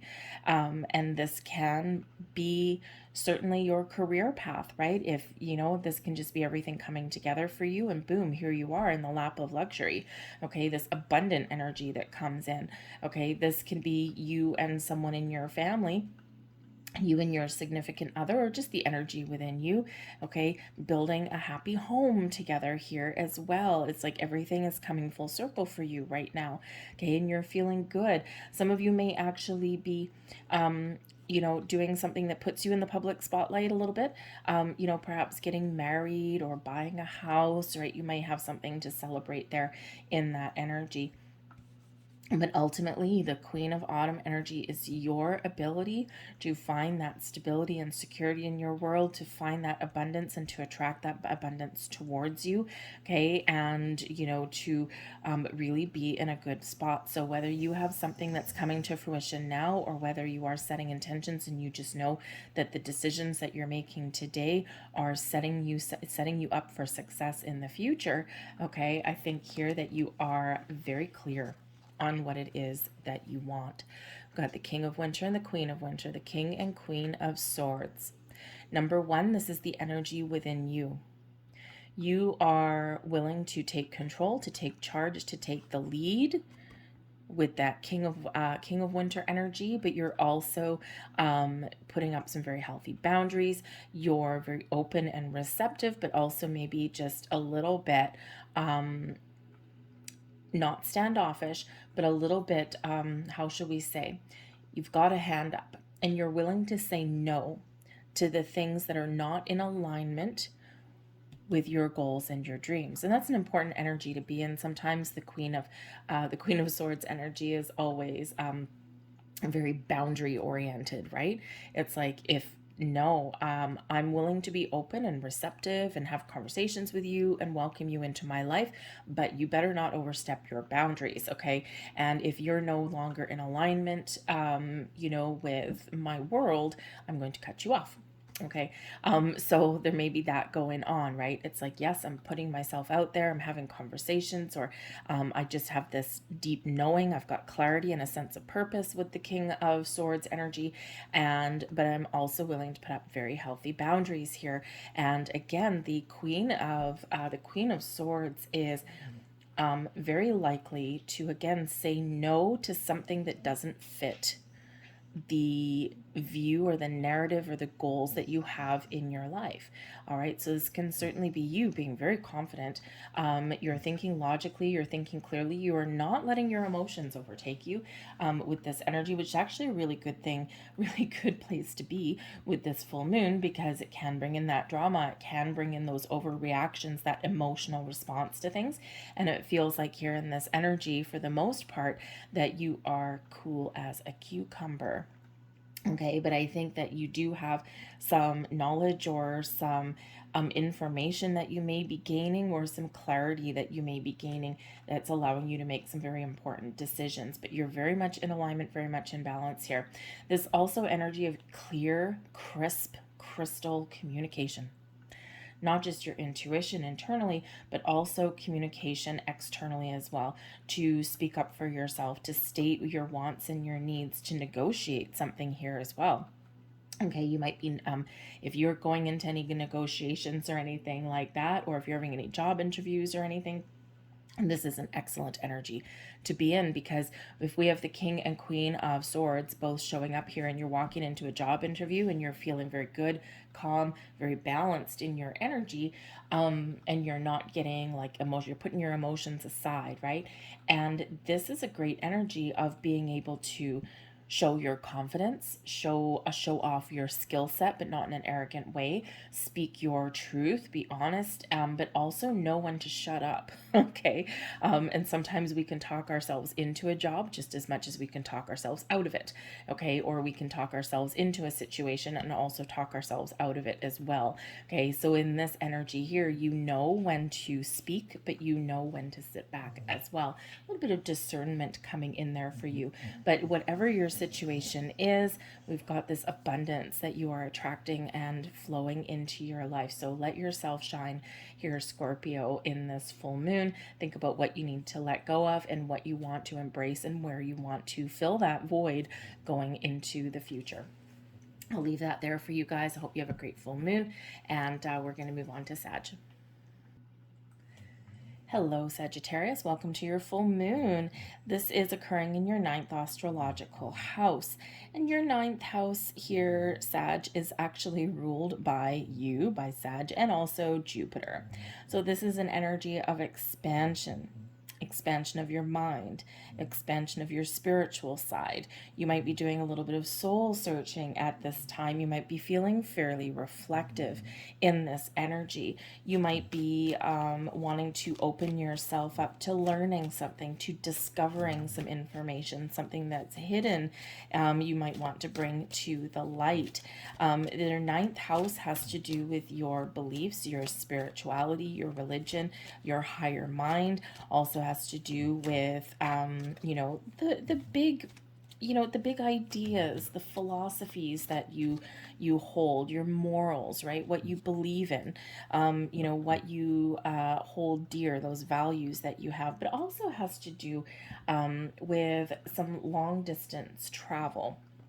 Okay, so some of you at this time, maybe you've had some hidden desires, or you've had something that you're feeling now is the time to bring something in the open with making some travel plans, or perhaps you are doing a little bit of soul searching. You're looking for some answers.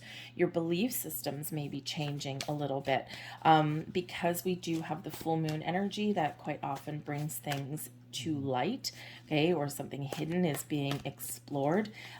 You may be doing a little bit of things in private, okay, or now is the time where the things things that you've been thinking about and you haven't been telling people about, now is the time where you do bring things out in the open, okay? Even if it's just for you, all right? But you might be really wanting to learn something, or with the full moon, something is coming full circle for you, and you are gaining deeper insights, understanding, and wisdom about certain things that have happened in your life, in your world, right? And we are doing some reflection here, and you may certainly be doing that inner work, right? That soul searching, the looking for answers, right? Who am I? What am I? What does these worlds mean, right? And so you might just be getting some answers there for yourself. So a very philosophical kind of energy, a very deep-rooted energy about who you are becoming, who you used to be, who you see yourself as being, right? So all this big cerebral kind of energy there. But some of you may also, again, be making some travel plans. Perhaps you're wanting an educational road trip or something, or you may travel and something in there may have some sort of learning element to it in some way. Maybe something to do with history or architecture, or maybe different cultures, right? That kind of thing. So it's certainly this big picture kind of thing. But we also have this, the sun is in your third house, and this is ruled by Mercury and Gemini. So again, your big thinking energy, okay? Your perception of things might be changing at this time, or you're figuring out what certain things mean to you, okay? You could even be just looking at your future and seeing where you're going, all right? But something certainly may be coming to light here for you. Some of you might be looking to make some changes in regards to your social life, where you live, okay? Because you yourself are changing and growing and evolving, and perhaps there's some things that just don't quite fit, and you're figuring out what that looks like for you now. We have the flower, moon, and blossoming coming in here for you guys, okay? So yes, this is a time for you to expand, to blossom, to get creative, to harness this energy and to go within, okay? Where are you looking to grow? Where are you looking to expand your mind, your thoughts, your belief systems, okay? Things are blossoming in your world. You are blossoming here as well, right? You are, you've got a lot of gifts, you've got a lot of talents, you've learned a lot of things in your journey, but perhaps you're still learning some things in your journey as well. Interesting, though, that we have the blossoming energy that's coming in. Yes, expansion and growth, things coming to fruition for you.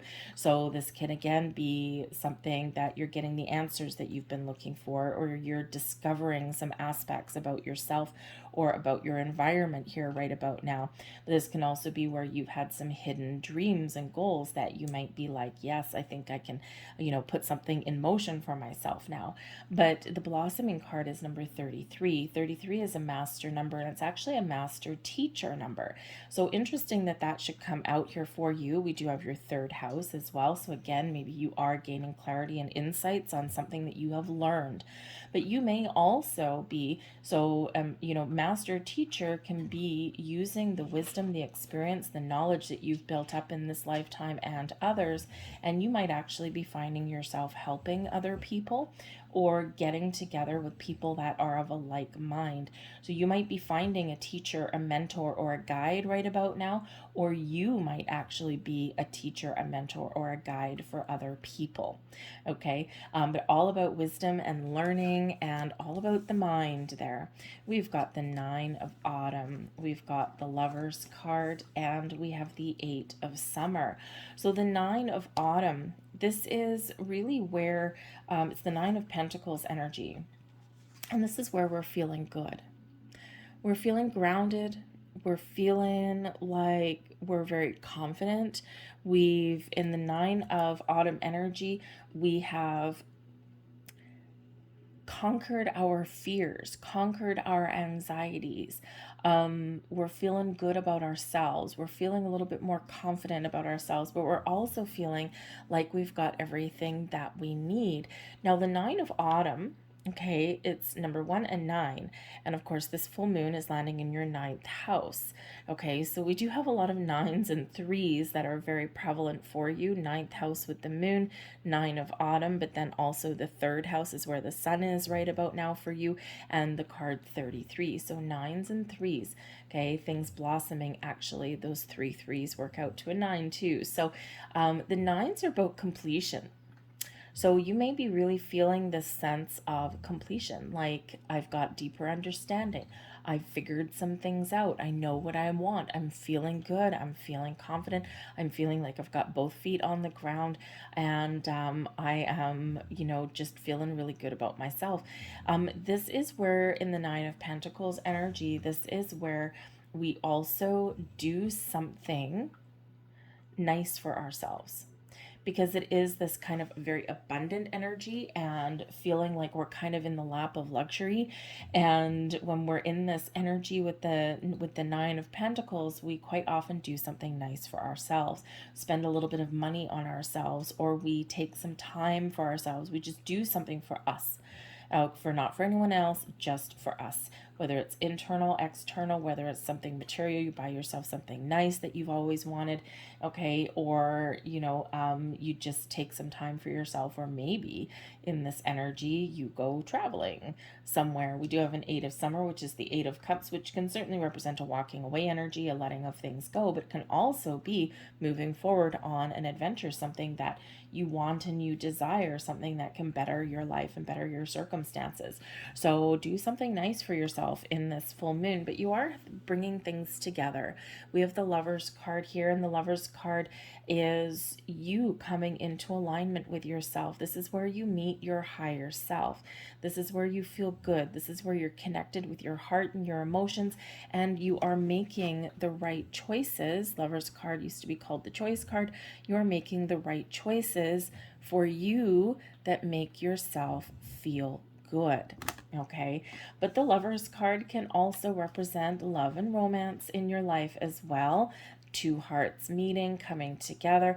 This is a card where we can experience a little bit of transformation in our world. So whether it's something that is transforming for the better within you, or whether you are perhaps meeting new people that are in alignment with you, okay, or you are, really finding that relationships in your world are coming together, right? But there is this walking away element that we have with the 8 of Summer. When we are connected with our heart space, when we're connected with our higher selves, sometimes things need to change. Okay, the 8 of Summer energy is the 8 of Cups. And the 8 of Cups, yes, it can be a little bit of, it can be one of adventure, right? Of travel and adventure. You're moving forward. You're going into the unknown, paths less traveled perhaps, right? And you're following your goals and your dreams. Okay, but sometimes in this energy here as well, we need to let something go. We need to leave something behind. And I think here, as you evolve and grow, and as you figure out who you are, this sense of self, okay, I think here that you may find that in keeping with people and environments around you that are in alignment with who you are, or who you have become, or who you see yourself becoming, you may be letting something go. And we do have that sun shining in your third house, which can be your environment, your neighborhoods, your social life, right? You're thinking about things, you're gaining clarity on things, and you may find that there's certain connections or environments that just aren't in alignment with you anymore. And you may come into this realization that in order for you to blossom and grow, it's time for you to let something go. Okay, because when we're in this 8 of Summer energy, we are on a quest for our wishes, our goals, our dreams. And sometimes we need to leave people or situations behind on our journey. But it's all for our better good here in this energy. So for some of you, you do have some things that are just changing and shifting for the better. Okay. For others of you, you are doing what is right for you in this energy. And I think here that if you've been looking for some answers, I think that you're going to find them. Okay. But yes, you might have some decisions to make here as well. Thank you very much. So let's get a couple last cards for you guys. And we do have the moon coming out. Take time to reflect. And there's your ninth house coming in there. Okay. Doing that soul searching, really thinking about who you are. What do I want? Am I surrounded with the right people? Am I in the right environments? Okay. Or what have I learned? What do I need to learn? Do I need to seek out a mentor or a guide? Okay. Or hey, maybe I am that person. All right. We also have evolve coming here as well. The cosmic potential flows through you. You are changing, you are blossoming, you are growing, and I think in an incredibly positive way. Okay. It may sometimes be difficult, okay, because in our evolution, in our time of growth, of stepping into our true sense of self, or when we do find that things are changing within us, we do sometimes again have to let certain things go, and that's part of the difficult part of our journey, but it is necessary sometimes part of our journey here as well. All right, so I'll leave that there for you folks. I hope you have a good full moon, and we'll move on to Capricorn.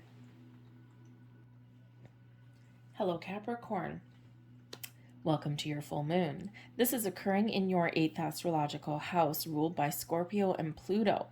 This is all about change, transformation, births, deaths, things that you're starting, things that you're ending. This can also have to do with your money, your finances, joint finances, things you share with somebody else. Loans and inheritances are also at play in the 8th house. The sun, at the time of your full moon, the sun is in your 2nd house, which is ruled by Venus and Taurus, and also has to do with your money, your habits, where you work, your income, how you make your money, where you spend your money. Okay, so a lot of big financial kind of energy coming in here for you with this full moon. But there also may be some things that are a little bit hidden. The 8th house has to do with the occult. Okay, and the occult is not a negative word, by the way. The word occult just means things that are hidden. Okay, so something hidden may come to light for you at this time. Okay, or you are going internal.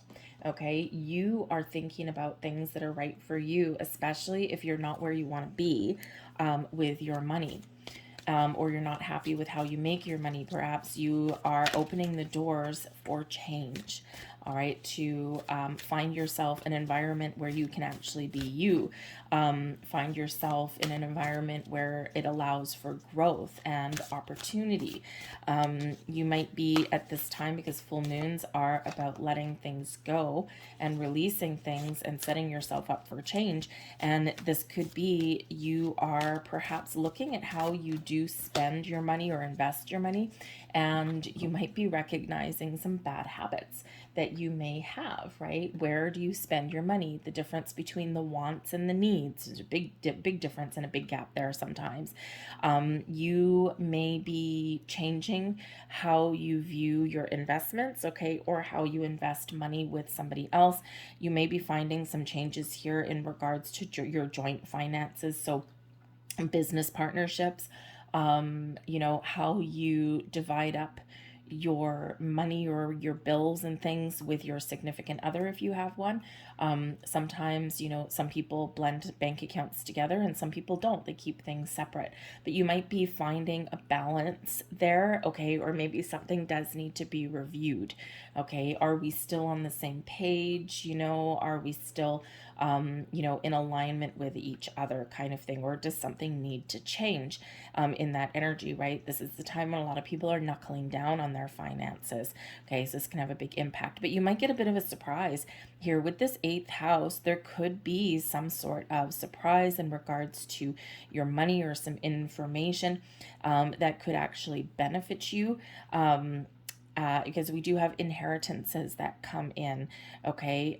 So, there could be something that goes on for some of you there, and we can inherit a lot of things. We can inherit, we can inherit furniture, we can inherit talents, we can inherit wisdom, but we can also inherit money, and especially with the 8th and 2nd houses that are at play in your moon.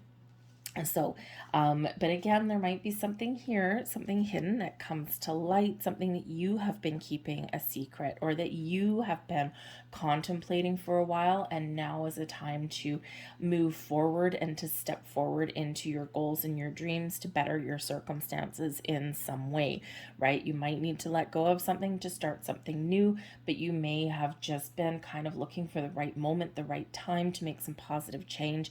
And this could certainly be it for you with this big transformative house here, okay, with this big transformative energy with the Scorpio and Pluto, right? So, not to mention we do have that Uranus energy as well with the Fool card, right? That Aquarian energy of stepping forth into the unknown, taking a leap of faith.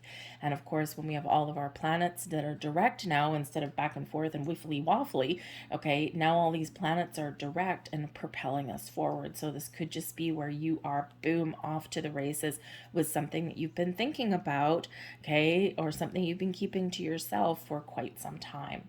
We have fruition coming in here for you. So yes, when we have something coming to fruition, this is the burst of big ideas, of opportunities, of expansion and growth and abundance flowing into your life. If you think about things that you've been manifesting into your world over at least the last 6 months, because this Leo cycle, this is the end of the Leo cycle, and it started back in the summer. It started with that Leo new moon in August. And so what intentions did you set back there in the summer? Okay, what intentions did you set at the eclipses? Okay, something is coming to fruition for you now, whether it's some big ideas, whether it's a burst of energy, right? That initiative to get started on something, to, get something done, but it could really be something that does manifest into your world right about now, probably within the next couple of weeks, right? This full moon energy does last for a little bit. So something here may really come to light for you, and it feels very exciting. Again, something hidden comes to light. It's manifesting in your world, and it feels like something very positive for you. Okay, but that is card number 37. Threes are about teamwork. Okay, teamwork, but it's also about creation. It's also the basis for manifestation. Sevens are about, wholeness and completion, but also very spiritual energy, right? Like, so again, something that you have manifested, something that you set your intentions for. So pay attention to signs, symbols, synchronicities, and pay attention to the opportunities that may blossom around you. Okay, I love this. Pay attention to the opportunities that may blossom around you at this time, because quite often our manifestations come in as an opportunity where we need to take some action, right? We need to trust ourselves and take that leap, that Uranus energy with Aquarius and the Fool. And we do have the Fool coming out here for you. Okay, so you're being encouraged to move forward. All right, we do have the Eight of Summer, and the Eight of Summer is the Eight of Cups energy. So this is really kickstarting you into moving forward, letting go of anything that's been holding you back so that you can take the next steps to follow your goals and your dreams. Okay, the Eight of Summer is also where you may be needing to think practically and logically, and not emotionally, because this is where we do kind of disconnect from our emotions a little bit. And because especially when you're dealing with money or your career path and things like that, sometimes we do need to put our emotions aside a little bit, and we do need to take a practical, logical, intellectual approach at something. All right, because sometimes our emotions can really benefit us and propel us forward, but sometimes if we're making big emotional decisions with money and things like that, that may not necessarily always be the best thing. But the Eight of Summer, right? We've got your eighth house with your full moon, the Eight of Summer coming in here. And this can also be where you need to, or something is being let go of, something is being released, but it can benefit you in some way. Okay. And when we think of inheritances and things like that, there could be something in regards to that, right? Something is being released, but something is coming in for you. And even though it's positive, It can also be a little bit of like a double-edged sword, right? Like, if we think of, the people in our lives that do transform and pass on, they leave their physical world, right? And sometimes they leave their belongings behind. And so it's like, oh, I've got some grief, okay, with that, but it's also kind of really happy. So it's like a little bit of a push and a pull there with that, okay? But the Eight of Summer is a transformational energy, transitioning from one situation into the next, because there may be something there that's just not doing it for you. It's not giving you the emotional fulfillment and satisfaction or opportunities to grow that you need. So in some of your cases, you are looking to make a change. You are looking to let something go, to release something, because there's something better on the horizon for you. Whatever you've got going on, we do have the Queen of Autumn, which is the Queen of Pentacles energy. And this is an energy of abundance, of growth, of stability and security in your life. But this is also where you have set some intentions, and now you've been nurturing your intentions, your goals, your wishes, and now something may come to fruition for you. So for some of you, the path that you've been on is about to pay off for you in some way, okay? And for others of you, you are recognizing what you need to do, or what steps that you need to take in order to follow your goals and your dreams, and to find the sense of stability and abundance in your world, okay? To feel like you've got everything that you need and you're not wanting for anything here in this energy. And there may be something here to do with your house and home. Your 8th house has to do with loans as well, okay? All your shared assets, and you could possibly be embarking on a new financial endeavor with somebody that you share your money with. So this can be a business venture, right, where you got a business partnership, okay? This can be where, you are perhaps getting a loan, a business loan, a mortgage, right? I mean, we probably shouldn't celebrate, that, hey, I have a mortgage, now I'm going to be in debt for the next 20 years, but that's kind of how things work for the most part. Not for everybody, but for the most part, yes, we do need to borrow some money in order to, have a roof over our head and that kind of thing. So you could be doing something like that. You could be balancing your checkbook as well with your significant other kind of thing. You could be blending your finances, or again, changing your living situation.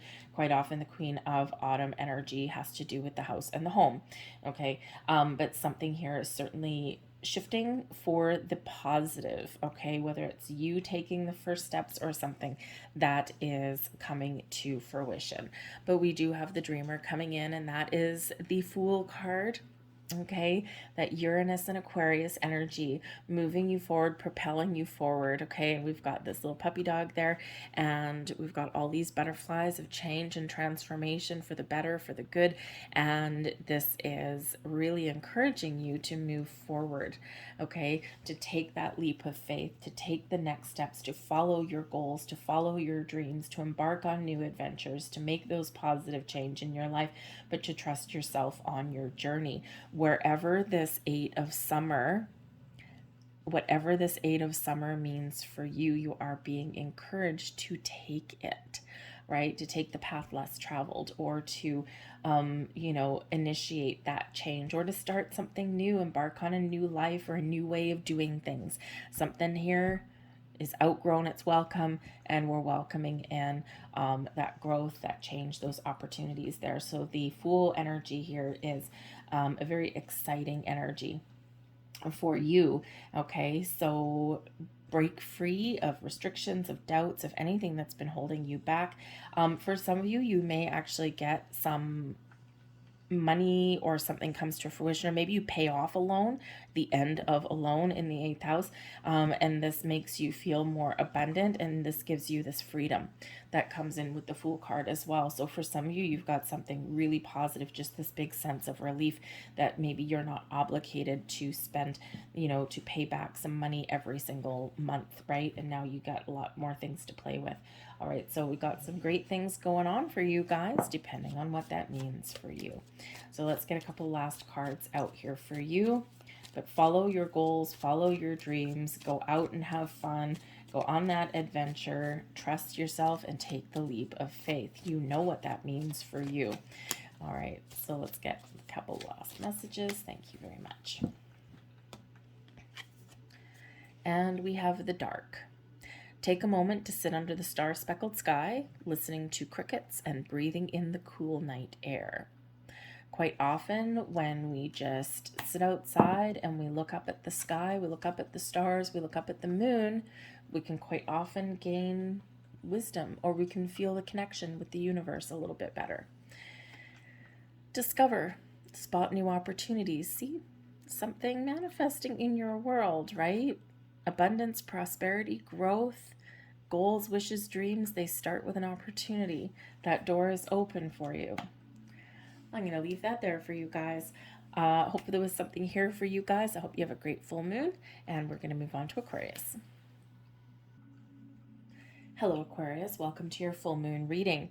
This full moon is occurring in your 7th house, and the 7th house has to do with relationships, partnerships, other people in your world, romantic partnerships, business partnerships, friendships, okay? There's a sense of equality, commitment in this 7th house. You may be experiencing some challenges or some tension with someone in your life. If you're not currently in a romantic partnership, this can be something with a business partner or a best friend, like your bestie. Okay, maybe there's something there that you need to talk about, or maybe there's been this little bit of disconnect over the last little while. And so there may be something that needs to be addressed and come out in the open, right? With that full moon in Leo energy. Okay, this may be a time when you are reassessing the people that you are connected with, or the partnerships that you're in right now. Now this can be that, you know, you are at the end of one cycle and you are about to enter into a higher level of commitment and connection with somebody in your life. But first we need to work something out, or first we need to get something out in the open and talk about something. This is opposite your 1st house. Okay, so the sun is shining on you in your 1st house. So because there is this rebelliousness that's coming in with the Uranus influence here, there is this element of, I'm doing things that are right for me. I'm doing things that make me feel good. You know, almost like a little bit of, you know, you're either on board or you're not kind of thing. So some of you really do need to maybe hash some things out and get things on the right page. Now, for some of you, there may have been some tensions in the home for the last little while. There's a number of Aquarians out there where you have not been happy with your home environment. Now, this doesn't necessarily mean the people you live with, although it could be. Okay, maybe you really do have something to talk about, right? Because we do have, you know, people that have little habits and behaviors that drive us absolutely up the wall. Okay, so there might be something here that we really do, something been bothering you that you need to get out in the open, right? Otherwise, it might cause a little bit of a rift. But I think some of you are not happy with where you live. It could be that, you know, maybe you don't like your neighborhood. Perhaps your space is too cramped, too small. You know, so there might be something there where, if we reflect back to the Leo new moon back in August, right, we're completing that cycle now. It can be something here that you've been thinking about, or you've been wanting to do for like the last 6 months or so. And now things are really just coming to the point where I've got to move, I've got to change, I need a better place to live, I need a better environment. Maybe there's some neighbors that you don't like, okay, or again, maybe you're, you know, you need to find a bigger place, or maybe you need to find a less expensive place, okay, so those kind of things. So there might be just something there around your home, whether you share your home environment with other people or not. But this can also be your work environment, your business environment as well, right? The things that you've committed to. And if you're in an environment where you're feeling like people aren't playing nice in the sandbox, or you know, where maybe you're feeling a little bit oppressed in your work environment, again, we really do have that sun shining on you. And this can be where you're like pushing back against the status quo, and it's time for a change, time for this fresh environment. coming in here for you. Whatever it is, I think here that you've gotten a lot of clarity. You know who you are, you know what's important to you, and you know what you want. And I think here that people are either going to, be on board with you or they're not. Okay. And let's face it, this full moon can really bring in a little bit of drama, a little bit of spiciness to your situation, but it can also bring this burst of inspiration and positivity and growth as well. So it could just be that you're kind of like at a little bit of a turning point in certain elements of your world. Okay. And it's like something's just got to be addressed for you to move forward and to make some important decisions here. So it can be very exciting for you, but it can also be a little bit challenging as well. Okay. Because we really do need to kind of get something out in the open, but you also need to trust yourself as well on this journey. Okay. We do have the blossoming energy coming in here for you. So it's your time to shine here, Aquarius, right? And, I think here, we had the new moon in your sign back in January, and this set you up for the full moon today.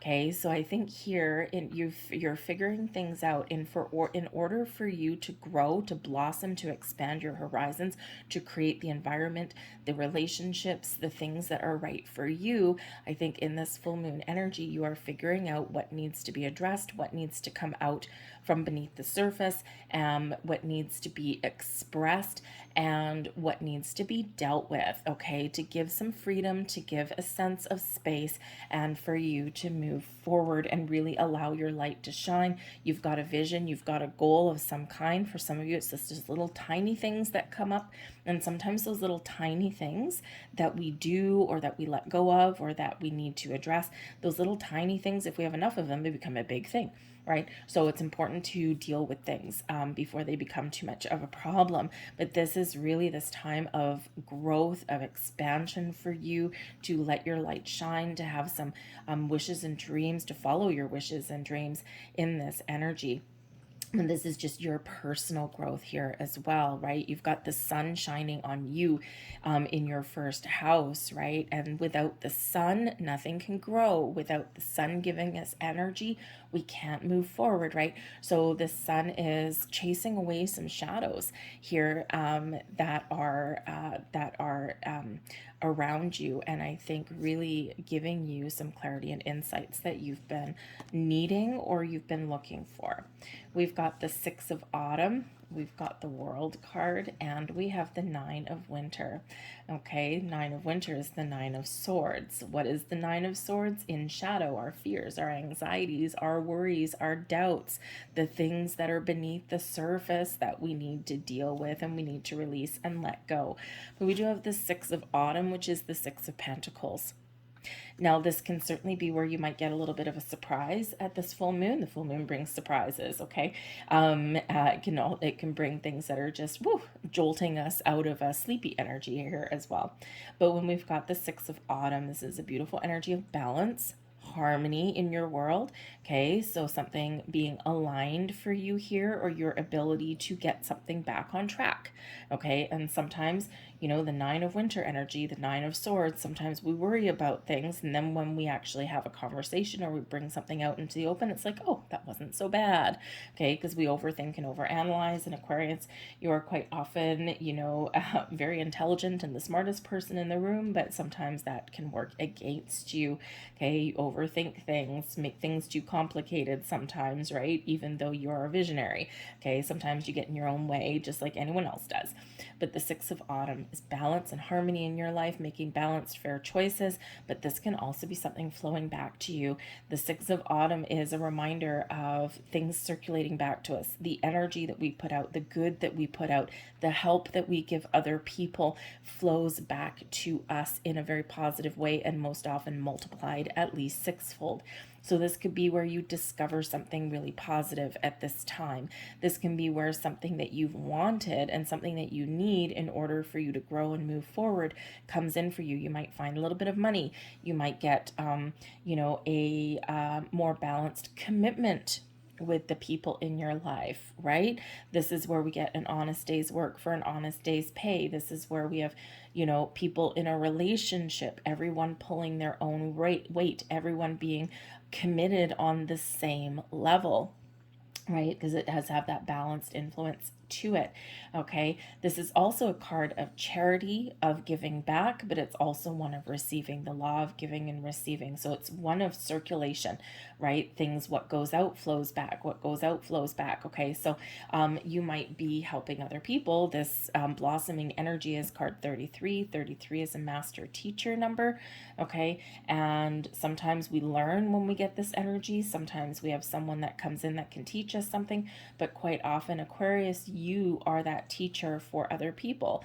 And you know, the thing is you're always putting yourself out there, you're always helping others. Okay, you don't mind helping others for the most part, but sometimes it can be a little bit stifling.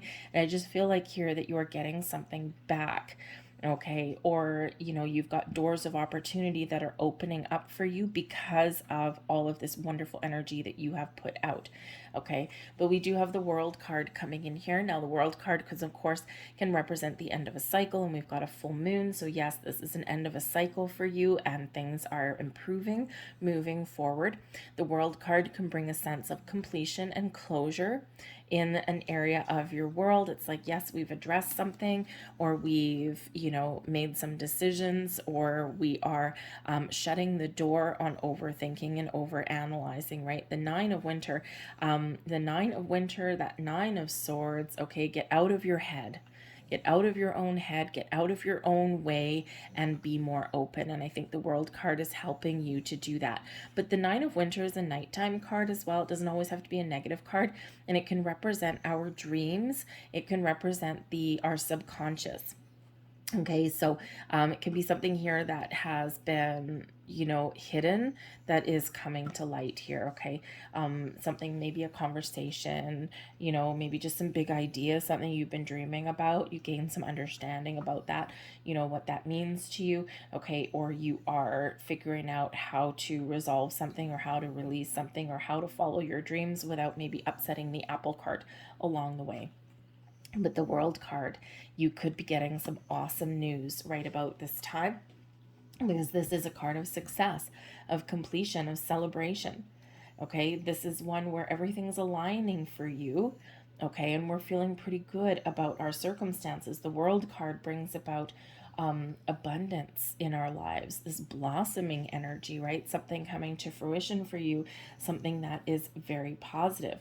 But the World sets the stage for the next steps to move forward, right? The World is that end of a cycle, and the next card there again is the Fool. And the Fool is that Uranus energy, right? That Aquarian energy. So step into your path. All right, something is shifting in here, whether it's might be something within you, right? This Nine of Winter, the only thing stopping you from moving forward on the next stage of your journey is you sometimes, right? Very self-imposed restriction with the 8 and the 9 of Winter. And so this can just really be Spirit saying, hey, I'm coming in here with this big, heavy hitting energy for you to help clear your path forward for yourself. So is there something you want to do, something you want to try, some goal that you have in mind? Okay, whatever it is, you need to face your fears a little bit, put your anxieties aside. Okay, stop overthinking, stop overanalyzing, deal with whatever it is you need to deal with so that you can free yourself up to move forward. And so out of your head into your heart there a little bit. But again, that Six of Autumn, I think that there's something very positive bouncing back to you, something that you deserve, something that has the ability, maybe you're worried about something there with that Nine of Winter, but in actual fact is that, you know, the problem or the issue at hand can be resolved in a very practical way, and things can, you know, the wrongs can be righted, the issues can be resolved, and everything can get back on track for you. And sometimes we just worry about things, not necessarily needlessly, because our worries and our fears are real, right? You know, and but sometimes, you know, the things that we worry about or we overthink about, we blow things out of proportion sometimes. Then when we really actually deal with something, it's like, like, oh, well, that wasn't as hard as I thought that it was going to be. And so that can be that energy for you there. But we've got the sun, rise to the occasion. The sun encourages you to move forward, to gain clarity, to get the energy, the inspiration that you need. Okay, rise to the occasion, bringing you some confidence in there with that. And the sun, of course, is shining on your first house, which is you, Aquarius. Okay, so where are you going? Where are you headed? It's your time to shine. And we have the morning star coming here to keep shining even when others have quit. You are quite often a guiding light for others. Sometimes that can be draining. Sometimes, you might need some boundaries with the Nine of Winter, because sometimes we do carry other people's problems with us, right? Sometimes we absorb other people's energy and influences, okay? So sometimes we do need to put up some healthy boundaries there, but let your light shine, okay? Look at all this beautiful energy, a little bit of magic in the air for you, okay? So dream big, think big, okay? Look at the big picture, celebrate your successes, stay positive, okay? And get ready to move forward into your next stage, your next journey. I'll leave that there for you, and we're going to move on to Pisces. Hello, Pisces. Welcome to your full moon reading. This full moon is occurring in your 6th astrological house, and this all has to do with your well-being, your physical health, your fitness, your diet, your daily routines, what you repeat over and over again, what do you do every single day, okay? It can also has to do with your pets. And so this brings in a focus on your physical health, but also with the sun shining opposite in the 12th house, your mental health as well. So your health and well-being are very much front and center with this full moon.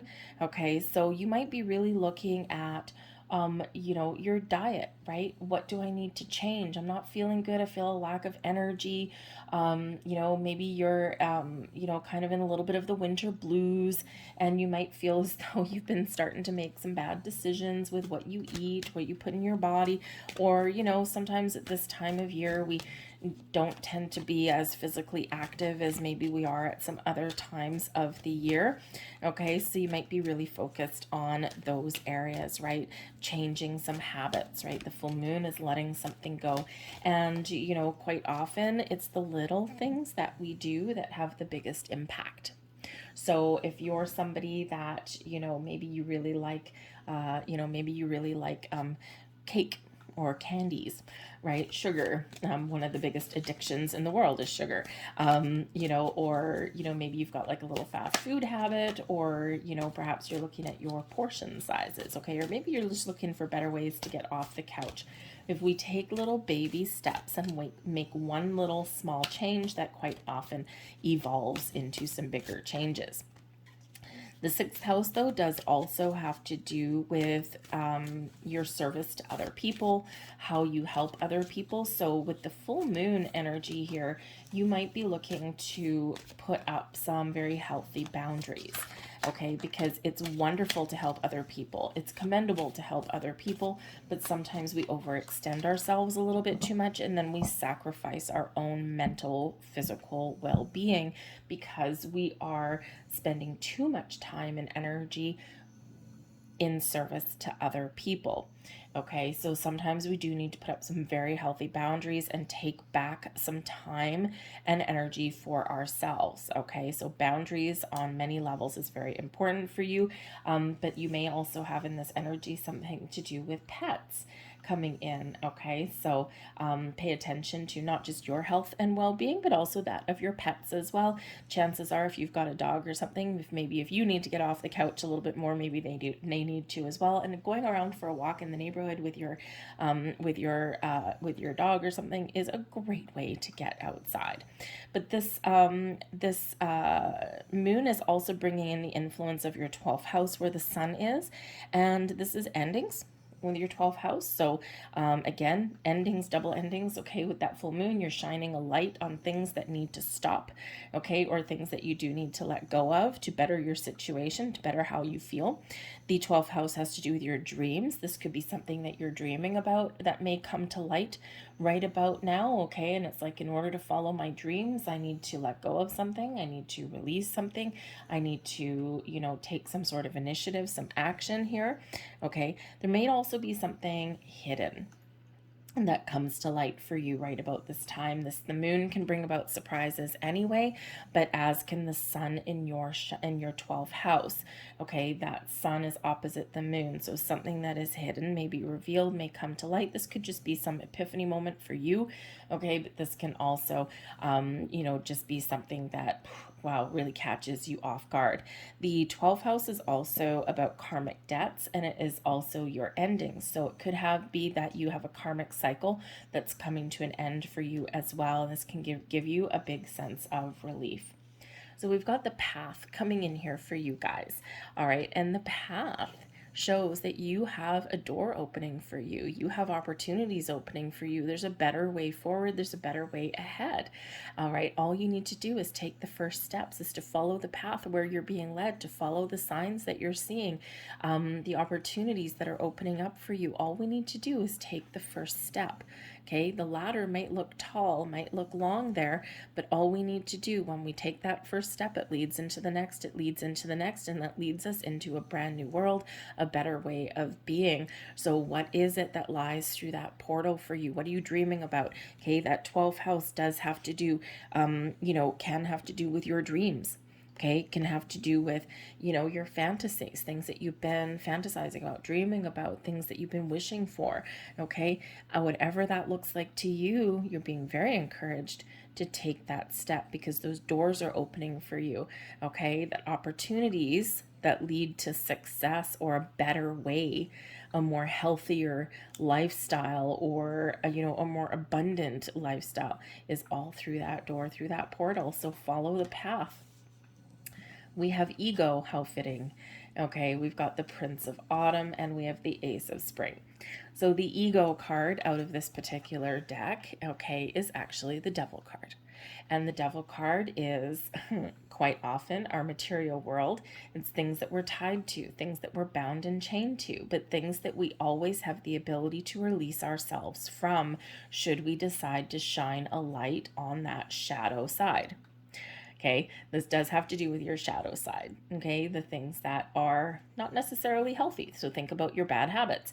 Think about your eating habits. Think about your, I know I need to get to the gym, but I'm going to sit on the couch and watch TV, those kind of things, right? This also has to do with your karmic cycles as well, okay? Everything that we just talked about, okay, is represented here in this Devil card, the ego card.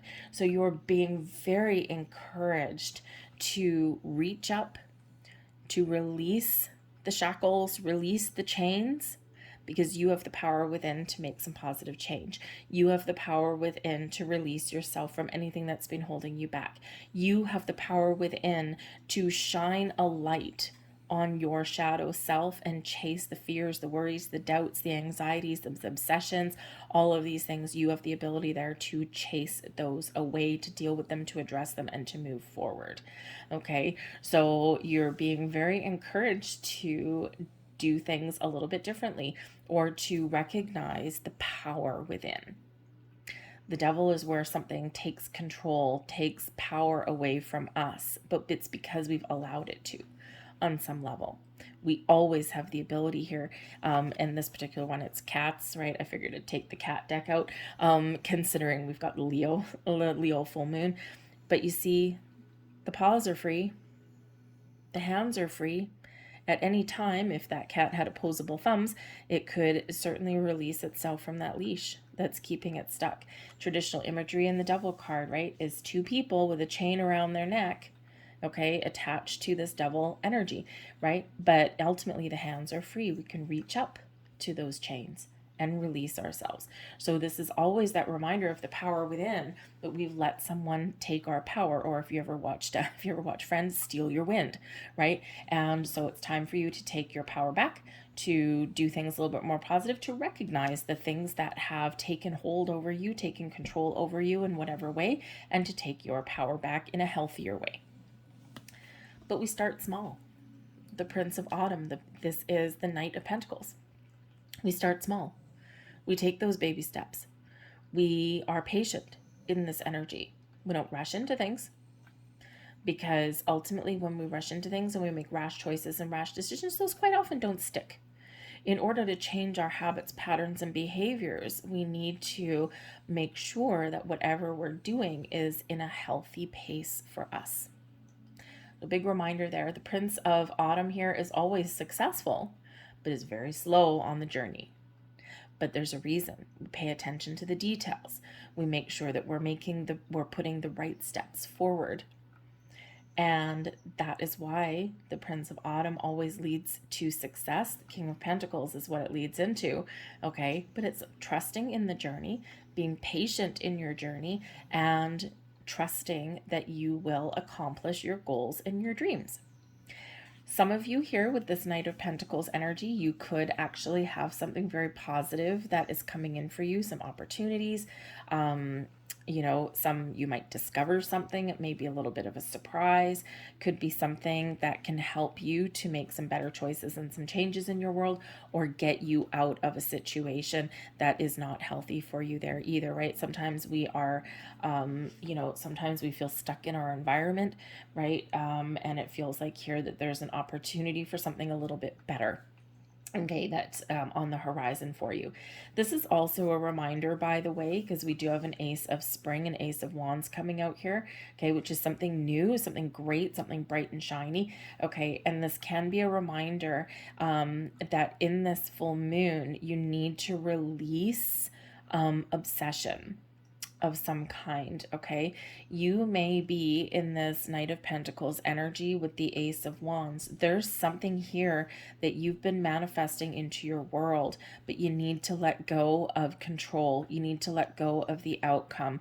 We cannot control and dictate everything that comes in. We have to be more open to alternate possibilities, okay? And when we've got this ego card, this devil card coming in, okay, this is like we're standing in the way of something here because we're focused too much on one particular outcome, okay? And in actual fact, there's something a little bit better, because quite often when those doors open up for us, when the things align for us, they look a little bit different sometimes than what we had originally envisioned, okay? Because quite often we get something that's better than what we wanted. And sometimes the greatest, the best, the most wonderful things start out small. And so if we're expecting just this big thing, think of like, this spoiled Siamese cat there is covered in jewels. So if you're looking for, a more prosperous job, let's say, okay, and you're like, I want a paycheck that's $100,000 a year, and you might automatically turn down any opportunity that doesn't immediately give you that. But sometimes we need to look at the potential for growth, or we need to look at the environment, or we need to take other factors into consideration. Right? It's not necessarily just that dollar figure on the paycheck. What are the benefits? What are the working environments? What is the hours? Okay, all of those kind of things. So sometimes we do need to be open to alternate possibilities that could actually be, on a whole, better than what we've been looking for. Okay, so something here. Okay, we need to release expectation, release control. We need to be patient. We need to be open, because there is something magical here that is manifesting in your world with the Ace of Spring, the Ace of Wands. This is your ability to manifest new things, new opportunities, but you have to be able to recognize it as well. The Ace of Spring, the aces always bring a little bit of luck. They always bring new or improved opportunities into our life here as well. Your ability to create fresh bursts of inspiration, fresh bursts of energy here as well, especially in your physical body, okay? But the aces are always gifts from the universe, okay? Gifts from spirit. So you're being gifted with something new, a new source of inspiration, a new source of energy, a new way of doing things, new doors opening for you, okay? And what do we need to do? Get out of our way, okay? There could also be, again, sometimes something here that you've been really, really wanting, okay? And you've been really waiting for quite patiently, okay? But you do need to recognize the potential of those things, okay, in order to seize that opportunity as they open up, okay? So get inspired, all right, because we do have this beautiful freshness coming in for you, okay? And like I said, I think that the sun is shining on your, the sun is shining on your 12th house, right? And again, that has to do with karma. The Devil card has to do often with karmic cycles, the things that are keeping us trapped in a loop. And so I think here that you may be recognizing what is holding you back or what is tying you down. Okay, and when we recognize that, boom, we got freedom. So let's get a couple last cards out here for you. Thank you. Let's see what else we have to say. Full moon. Okay, and we are in full moon energy. Protect your energy and hold your stars close. Okay, ground yourself. Embrace the full moon, but try not to let your emotions get away with you. And I think here that you're not really, I don't think your emotions are really going to get away from you in this energy, but I think that there might be some underlying fears or anxieties that do come to the surface, but I feel here that you have the ability to address them and to chase those shadows away. And that's exactly what the full moon is about, right? Is that, you know, we do release, we do let go. And what are we releasing? Something big time. We have nucleus. The power within the stars is the power within you. Yes. Believe in yourself. You have the power to break free, to make better choices, to move forward, to follow your goals and to dreams, and to take those steps into that portal that's open for you. Leave that there for you, Pisces. I hope there was something here for you. I thank you for watching. I hope you have a great full moon, and I will see you next time. Bye-bye.